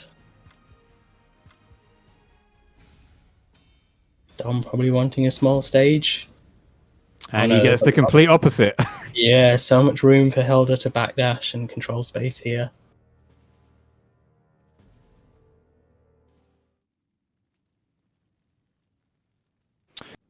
This is going to be pretty difficult for Dom. I think Mercy's probably going to try and take a life lead and then start backing off, which is what you really should do in this situation. But it looks like MercyMain doesn't even want to do that. He just wants to stay firmly in the effective range that Yoshi works best in, but it does seem to be working. Dom is just busy trying to guess over and over again, and Hilda having so many tech traps at her disposal is just so difficult to guess against. Yeah, Dom hasn't respected that 3KA once. Like, that's how Dom won one of the previous rounds. Like, blocked the 3K and then got an AA into wall splat. So Mercy probably just needs to let some of these Sword Regalia strings rip and counter hit Dom for it. Good clash setup. Goes for the 6A. Goes for the traps. Good GI. Great step by Dom, though. Wasn't going to take that bait.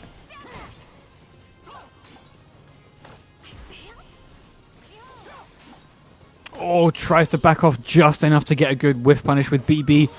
But he is just a bit shorter range than usual. Nice full crouch 3K, though.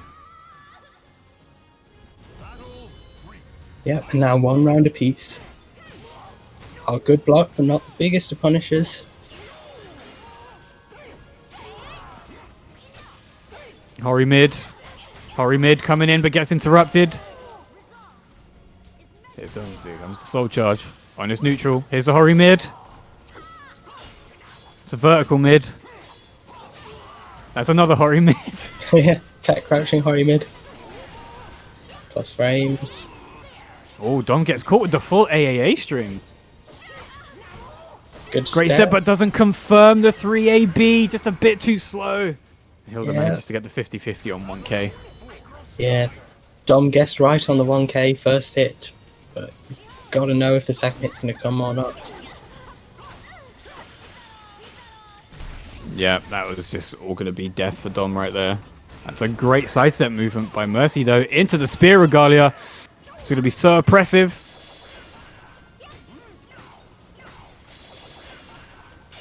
Dom spending his meter on all of these brave edges. Hori mids. Vertical mids. Hori mids. Nice.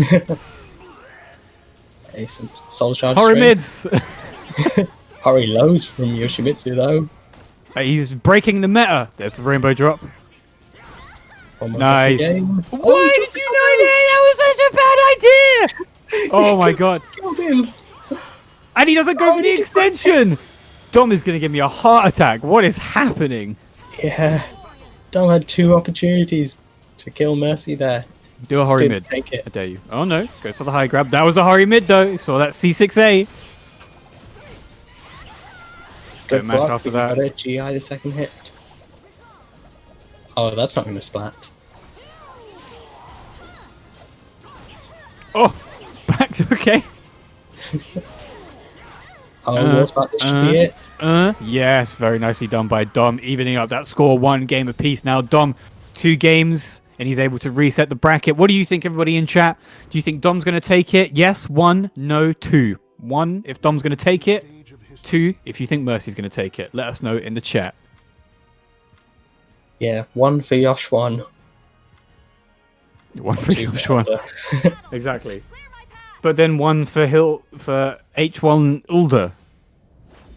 Yeah, true.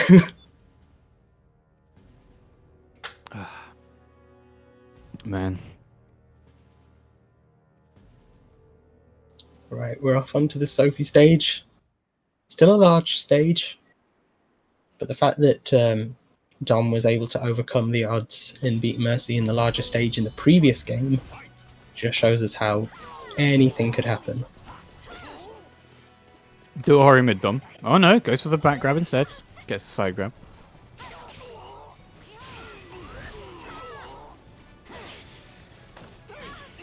Damn, okay, Dom seems to have found Mercy's weakness at the moment. Well, maybe. Yeah, Dom's timing has been really on point. But Nice. not good enough.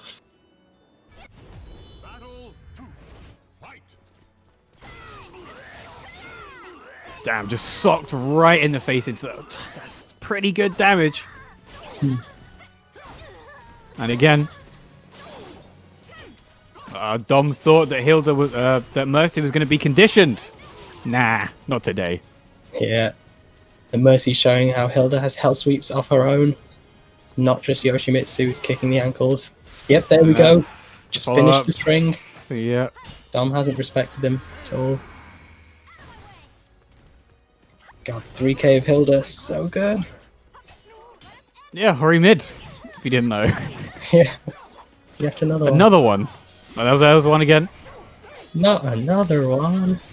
Another one. Oh, there's another one. That one has a tech crouch this time. Yeah, there's another one. Oh. And this one has a lethal hit. It's the mix-up. into the forward grab. God, Dom's getting demolished right now. Into another forward grab, but a good break. But there's another Hori mid with a tech crouch. Yep, and Dom loses 3 rounds in a row, not getting to spend his meter. Very unfortunate. I think if there was one thing Dom should do more of, it's not get hit by Hori mids. Yeah, that's quite important in this matchup. Mm-hmm. But considering that like 85% of what Mercy was doing was Hori mids, that means Dom needs to not get hit by 85% of the things he was getting hit by. Which is going to be difficult. Right, this is potentially the final game of the tournament. Yeah, if Dom can't pull out the win, then this will be the last game. But the score is 2-1. Dom's proven that he can take games off Mercy Main, and this is a good stage to do it as well.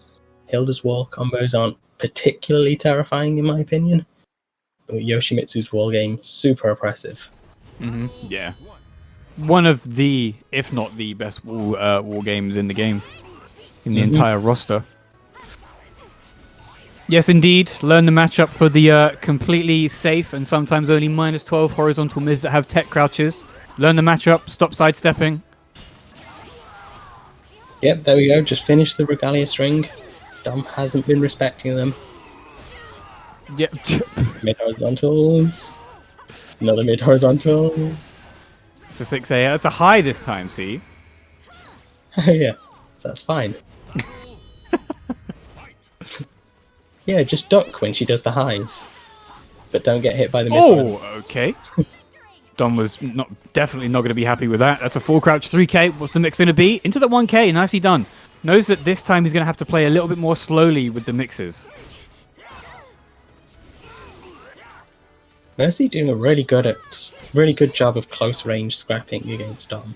That's such a hard thing to do against Yoshimitsu and Dom as a player in particular.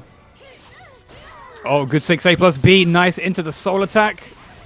And was that bar usage? I wasn't quite sure. Yeah, it was a counter hit of some kind. I didn't notice if there was, Domitto. Oh, okay, that catches roll that well. Damn. And again, the full AA string catches Dom. Punish. Yes.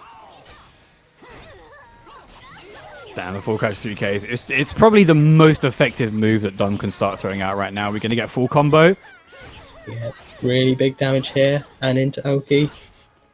+8 into Dragonfly again, but that soul charge is going to spike. Oh, that was cheeky. Man, and now Mercy on tournament point. There's another one. Oh. And another one. Oh, man. Oh, perfect spacing into the CE whiff punish.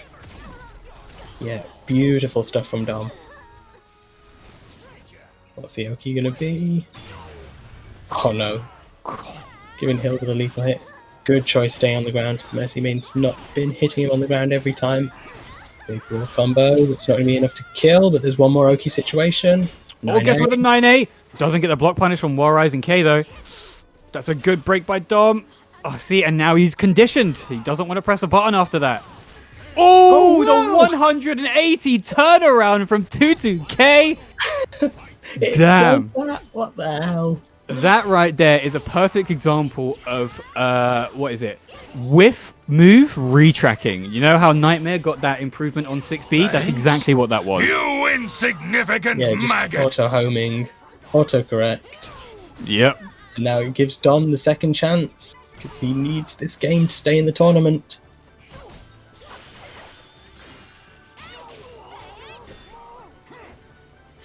Oh, no whiff punish, thankfully, for Dom. Oh. And he's almost Still dead. alive, he's alive. That was almost multiple Hori mids in a row. Oh, and there's the 4B. And MercyMain manages to take it over Dom 3 rounds to 2 in the final game of the tournament. Congratulations to MercyMain. Big commiserations to Dom. Yeah, incredibly well played to MercyMain throughout all of winner's side.